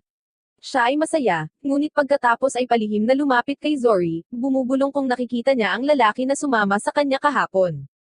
Sinabi ni Zori na ang anghel na tinatawag na Denzel ay nagpapahinga sa ibabaw ng karwahe, at inihayag ni Denzel ang kanyang presensya sa pamamagitan ng pagsasagawa ng isang prank kay Rosita. Iniisip ng mga anghel na magiging masaya siyang kasama sa paglalakbay, at pagkatapos ay umusad si Zori, na hinihiling sa kanyang mga kaibigan na sundan siya dahil nagsisimula pa lamang ang kanilang trabaho. Huminto si Rosita at ang kanyang merchant group upang bumili ng ilang halamang gamot, pagkatapos malaman ni Rosita na nagbebenta sila ng mga nakaw na produkto. Hinarap niya ang mga ito at pinatumba silang lahat ng hindi nangangailangan ng tulong ng sinuman. Sa gabi, umiinom ang mga kabalyero at ang kanyang mga kaibigan ng herbal tea habang si Zori ay nagsasanay kasama ang kanyang mga kaibigan. Pinalibutan siya ni Lisa ng bilog na apoy, na sinasabi sa kanya na kahit na hindi nakikita ang mga negatibong emosyon, umiiral ang mga ito at nagsilang ng masamang aura. Tungkulin ng bayani na tanggapin ang masamang aura na iyon, at sa halip ay lumikha ng pagpapatawad. Inatake niya si Zori gamit ang fire ring, at sinubukan niyang isipin na dalisayin ito. Pagkatapos nito, sumali si Mike sa pagsasanay, na nagsasabi na ang masamang aura ay lumilikha ng mga contradiction tulad ng pagsasama ng apoy sa tubig. Pinagsama niya ang kanyang kapangyarihan kay Lisa, at nang sabay silang umatake kay Zori, pakiramdam niya ay inaatake na naman siya ng Lord of Calamity. Si Zori ay walang magawa bago ito, at napagtanto ng kanyang mga kaibigan na hindi pa rin siya handa. Maya-maya lang ay dumating doon si Rosita at tinanong siya kung nagsasanay siya ng apoy at tubig. Sinabi sa kanya ni Zori na sinusubukan niyang paunlarin ang kanyang kakayahang kilalanin ang mga katangian ng masamang aura, at mga paraan upang labanan ang mga ito. Humanga si Rosita ngunit nakakita siya ng magandang pagkakataon sa negosyo, at sinabi niya kay Zori na maaari siyang magpakita ng palabas habang naglalakbay siya sa mundo, at malugod siyang babayaran ng mga tao. Tinawanan lang ito ni Zori, at pagkatapos ay sinabihan siya ni Rosita na magpahinga na dahil makakarating sila sa kanilang destinasyon sa umaga. Kinaumagahan, narating nila ang trade capital ng Ronald, na medyo matao. Dinala ni Rosita si Zori sa kanyang punong tanggapan, na isang kumpletong supermarket na may lahat ng uri ng mga produkto na ibinebenta doon. Pagkatapos noon, dinala niya ito sa isang bodega kung saan lumapit kay Rosita ang isang matandang lalaki na tinatawag na Mark. Binati niya siya sa pamamagitan ng pag-atake dito, at pagkatapos niyang matagumpay na makaiwas sa mga pag-atake nito, ipinakita niya ang dalawang jade statue na nakita niya sa ilang mga guho sa malapit. Sinuri ni Zori at Mike ang mga rebulto bago siya batiin ni Mark. Sinabi ni Rosita na si Mark ay isang explorer at isang storyteller na mahigit 100 taong gulang na. Sa sandaling iyon, isang grupo ng mga lokal na magsasaka at mangangaso ang lumapit kay Rosita para makipag-deal sa kanya. Pagkatapos niyang gawin ang mga ito, napagtanto niyang nawawala ang isa sa kanyang mga regular na dealer. Pagkatapos ay sinabi niya kay Zori ang tungkol sa dealer na nagngangalang Stephen, na isang walang modo ngunit maraming alam tungkol sa alamat ng bayani. Kaya gusto niyang ipakilala siya kay Zori, at makakuha ng malaking diskwento sa pamamagitan ng pagpapakilala sa kanya ng kasalukuyang bayani. Sa sandaling iyon, dumating doon si Sergio, ang kapitan ng Ronald Knights, na may dalang warrant of arrest para kay Zori. Hiniling niya sa kanya na magpaliwanag, at sumagot si Sergio na nakita niya ang kanyang kapangyarihan sa larangan ng digmaan ilang araw na ang nakakaraan, at hindi maaaring hayaan ng bansa ang gayong makapangyarihang individual na gumala ng malaya. Bumaba si Rosita at tumayo para kay Zori, sinabi sa kapitan na si Zori ang bayani na nagtapos ng digmaan ng walang pagpaslang. Ipinaalala niya sa kanya na wala siyang karapatang arestuhin si Zori ng walang angkop na pamamaraan, ngunit matigas si Sergio. Kusa pa siyang lumaban kay Zori kung tungkol doon, ngunit bago pa masabi ni Rosita ang anumang bagay, ginulo siya ni Mark at ang mga tao na nasa bodega, na inakay ang kapitan ng harap-harapan sa bayani. Maya-maya, si Mark ang nagsilbing tagapamagitan sa kanila at pinaupo sila para uminom. Habang kinukwento niya kay Zori ang kwento tungkol sa dalawang estatwa ng Jade na nakatakdang itigil ang lahat ng labanan sa kanilang paligid, kinuha ni Zori ang isang estatwa at nalaman na ito ay hindi natural na mabigat. Iniisip niya kung iyon ay dahil ito ay isang relic mula sa Age of Mythology. Natatawa si Mark sa kanyang pag-usisa, at pagkatapos ay sinabi na maaari siyang maging isang mahusay na explorer. Pagkatapos ay nagtanong si Zori kung alam niya ang anumang bagay tungkol sa pagdadalisay ng isang dragon, ngunit ang matanda ay walang ideya tungkol dito. Gayunpaman, inaangkin niya na minsan ay nakilala niya ang nakaraang bayani na nagsabi sa kanya ng isang bagay na kawili-wili. Sinabi ng naunang bayani na ang masasamang pag-iisip ay nasa puso ng bawat isa, kabilang ang kanyang sarili, at iniisip niya kung matatawag din itong masamang aura. Gayun din, gusto niyang malaman kung ang kinakailangan mga kasamaan ay nagdudulot din ng masamang aura. Sa madaling salita, mas nalilito siya tungkol sa tanong ng masamang aura kaysa sa mga estudyante sa klase na nag-aaral ng mathematics, at maging si Zori ay walang sagot sa kanyang mga tanong. Uminom ng alak si Sergio at Jin ang bala ang kanilang pilosopikal na talakayan. Nang makita siyang lasing na, nagpa siya si Zori na umalis. Nadatnan niyang paalis na si Rosita pagdating niya, at tinanong niya ang Wind Angel na si Denzel tungkol doon. Sinabi niya na ang bayani ay hindi dapat mag-alala sa kanya dahil siya pa rin ang magpoprotekta sa kanya. Pumunta si Rosita sa kanyang pangkat ng mga asasin na haharap sa isang bishop ngayon. Hindi nagtagal, nakontrol ng kanyang koponan ang simbahan, dinakip ang obispo at tinanong siya tungkol sa paglustay sa mga pondo ng publiko at pagpapatahimik sa mga saksi. Nag-alinlangan siya, sinabing hindi siya ang pumaslang sa kanya, ngunit iyon lang ang kailangan ni Rosita na marinig bilang kanyang testimony, at mabilis niyang tinapos siya. Nakita siya ni Zori na bumalik mula sa kanyang pangalawang trabaho ng hitang gabi, at sa umaga ay nahanap niya itong nagnenegosyo na parang hindi siya nakapaslang ng lalaki kahapon. Maya-maya pa, nag-almusal sila kung saan ibinunyag ni Rosita na medyo kinikilabutan siya sa mga anghel. Tinanong siya ni Zori tungkol sa lalaking nagngangalang Stephen, at plano niyang bisitahin ito sa hapon dahil hindi pa siya nito makontak. Habang nagsisimula silang kumain, nakita ni Rosita si Sergio na dumating para humingi ng tawad sa paghaharap kahapon. Medyo kinukutya niya siya tungkol sa mga bulaklak na dala niya, at pagkatapos ay niyaya siya ng almusal. Medyo mas nerelax na siya sa paligid ni Zori ngayon, at nagulat siya nang malaman na talagang may mga bagay tulad ng mga dragon, demonyo, at anghel. Sinabi niya kay Zori na isang obispo ang pumanaw kagabi, kaya ang kanyang mga tauhan ang humaharap sa kasong iyon habang siya ay narito upang bantayan ang bayani. Sa sandaling iyon, dumating doon ang isa sa kanyang mga tauhan at sinabi kay Sergio na nagkaroon ng pagsabog malapit sa simbahan na nagbukas ng malalim na butas sa lupa. Umalis si Sergio para harapin iyon, at sinabi ni Mike kay Zori na dapat silang tumulong. Sinabi ni Zori kay Sergio na ang kusang pagsabog ay maaaring dahil sa masamang aura, at nagboluntaryo siyang tumulong. Bago iyon, sinabi sa kanya ng underlang ni Sergio na malamang na pinaslang ang obispo, at peke ang kwento tungkol sa pagkasawi niya sa isang sakit. Nagulat si Sergio, ngunit patuloy niyang ginagawa ang kanyang tungkulin at binisita ang lugar ng pagsabog. Nakita ni Zori ang malalim na butas na nalikha dahil sa pagsabog, at ito ay nangangamoy ng masamang aura. Pinasok niya ito upang makahanap ng higit pang mga detalye at sinusundan siya ni Sergio. Dinadala sila ng butas sa mga imburnal sa ilalim ng lupa, kung saan hiniling ni Zori kay Lise na lumikha ng liwanag. Nataranta si Sergio nang makita niya ang angelic magic, at hiniling sa kanya ni Zori na sundan siya. Sa lalong madaling panahon, naabot nila ang isang lugar kung saan ang masamang aura ay nagsimulang maging mas matindi, at hindi kumpletong mga demonyo ay nasa lahat ng dako. Iminumungkahi ni Mike na dapat silang magsagawa ng ritual ng paglilinis dito, at sinabi ni Zori kay Sergio na medyo umatras. Nililinis nila ang tubig, at ang lahat ng hindi kumpletong mga demonyo ay agad na dinadalisay. Gayunpaman, ang tunay na pinagmumula ng masamang aura ay nasa unahan, at nalaman ni Zori mula kay Sergio na ang daan ng tubig ay humahantong sa katedral. Napagtanto niya na ang lugar na ito ay katulad ng underground ruins na binisita nila sa Lab Lake, at ang masamang aura ay dahil sa masamang palako na nakatago dito. Pumunta sila sa unahan at dumating sa isang dead end, at hiniling sila ng ilang kabalyero ng simbahan na bumalik dahil ang lugar sa harap nila ay hindi bukas para sa mga bisita. Kinikilala ng mga kabalyero si Sergio ngunit, sa kabila nito, hindi nila siya hinayaang dumaan. Si Sergio ay hindi pwedeng makipag-away sa kanila ng basta-basta, kaya nagpa siya silang umatras. Pero ngayon, sumang-ayon siya kay Zori na may nangyayaring kakaiba dito. Inihayag niya na ang lahat ay hindi maayos sa kanyang bansa, at kamakailan ang simbahan ay nagsimulang palawakin ang impluwensya nito at nakapagtatag pa ng sarili nitong kapangyarihan. Gayunpaman, iniisip ni Mike na kahit na ang kalagayan ng Ronald ay katulad ng sa Helen, walang dragon dito.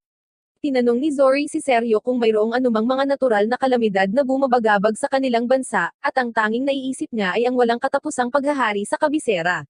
Naniniwala si Zori na dulot iyon ng masamang aura, kaya nagpa siya siyang bisitahin ang kapital mamaya. Lumabas sila sa butas upang makita ang kapitan ng mga kabalyero ng simbahan na nakatutok sa kanila ng espada. Tinanong sila kung ano ang ginagawa nila sa kanyang teritoryo.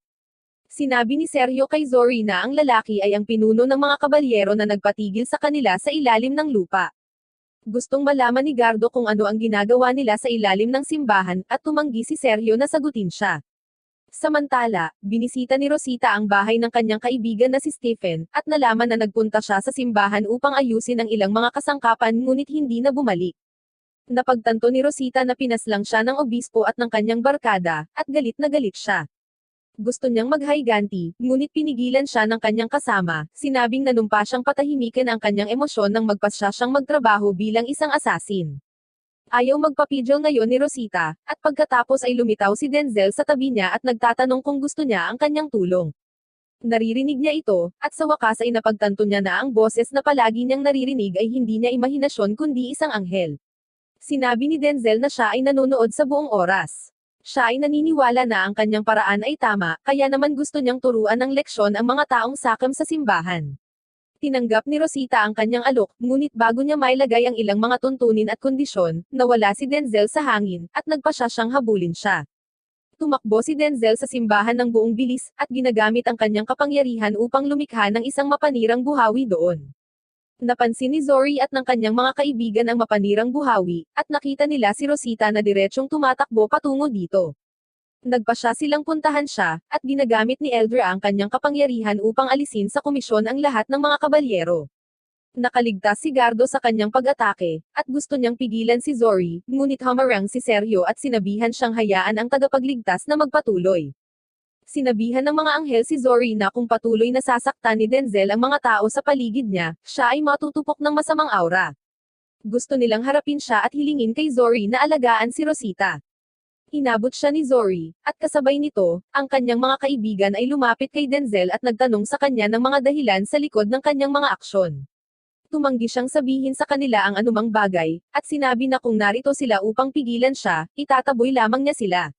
Nagpadala si Denzel ng isang malakas na bug zone ng hangin patungo sa kanila, ngunit hinaranggan ito ni Eldra gamit ang isang batong pader, at inilunsad ni Mike ang kanyang pag-atake gamit ang icicle lances. Ramdam din ni Rosita ang presensya ng mga anghel na lumalaban kahit hindi niya sila nakikita, at tinanong siya ni Zori kung bakit ginagawa ito ni Denzel.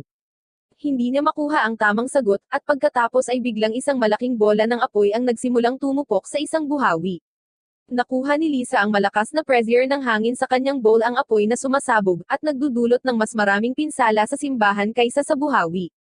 Lumilipad ang ilang bato patungo kay Rosita, at pinoprotektahan siya ni Denzel bago bumalik upang labanan si Lisa.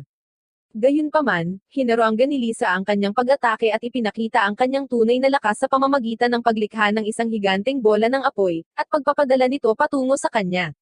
Kahit papaano ay nakaligtas si Denzel sa malakas na pagsabog gamit ang kanyang wind barrier, at pagkatapos ay sinigawan siya ni Rosita na huminto.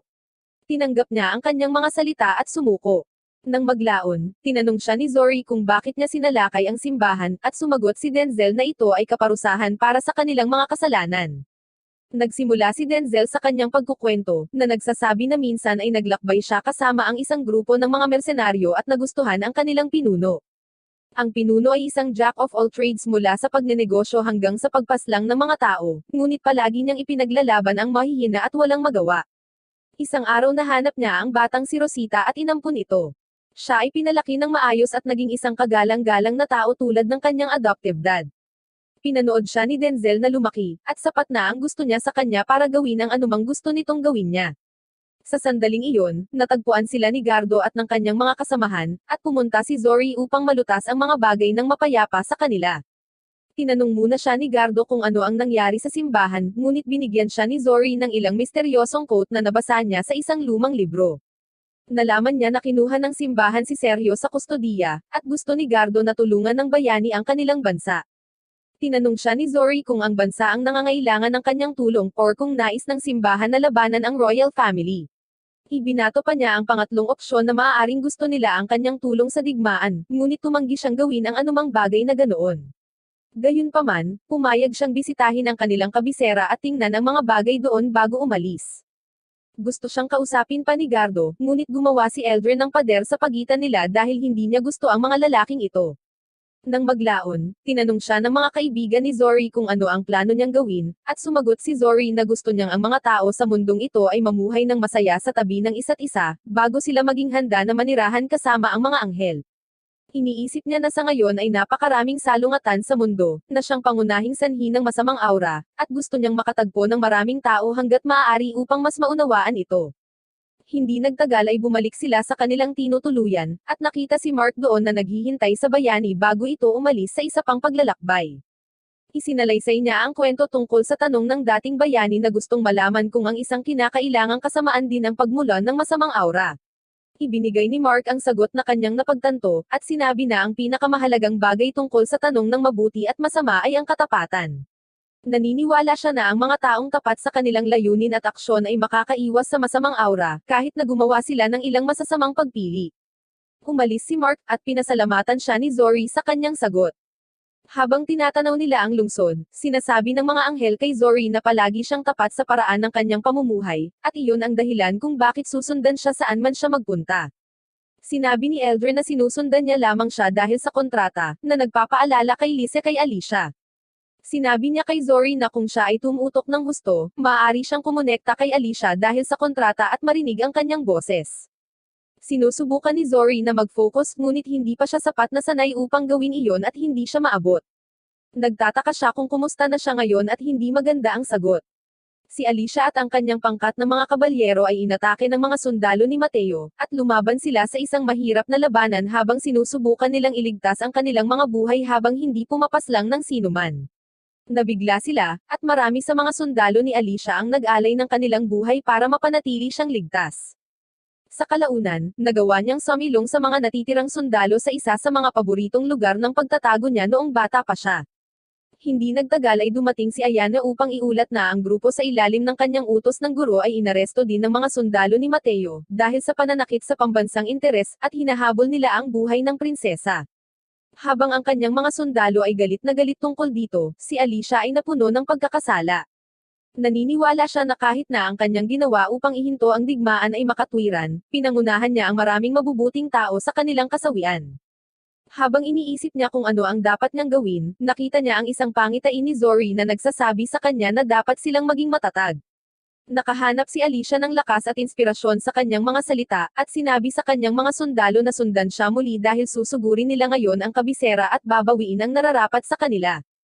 Habang naghahanda siyang harapin si Mateo at kanyang grupo sa kanyang bansa, naghahanda si Zori na bisitahin ang kabisera ng Ronald upang harapin ang kanyang walang hanggang paghahari, at upang matuto ng higit pang mga lihim tungkol sa masamang aura. Ang kanyang paglalakbay bilang bayani ay magiging mas mahirap ngayon, ngunit tiyak na siya ay lalabas na matagumpay kasama ang kanyang mga kaibigan sa kanyang tabi.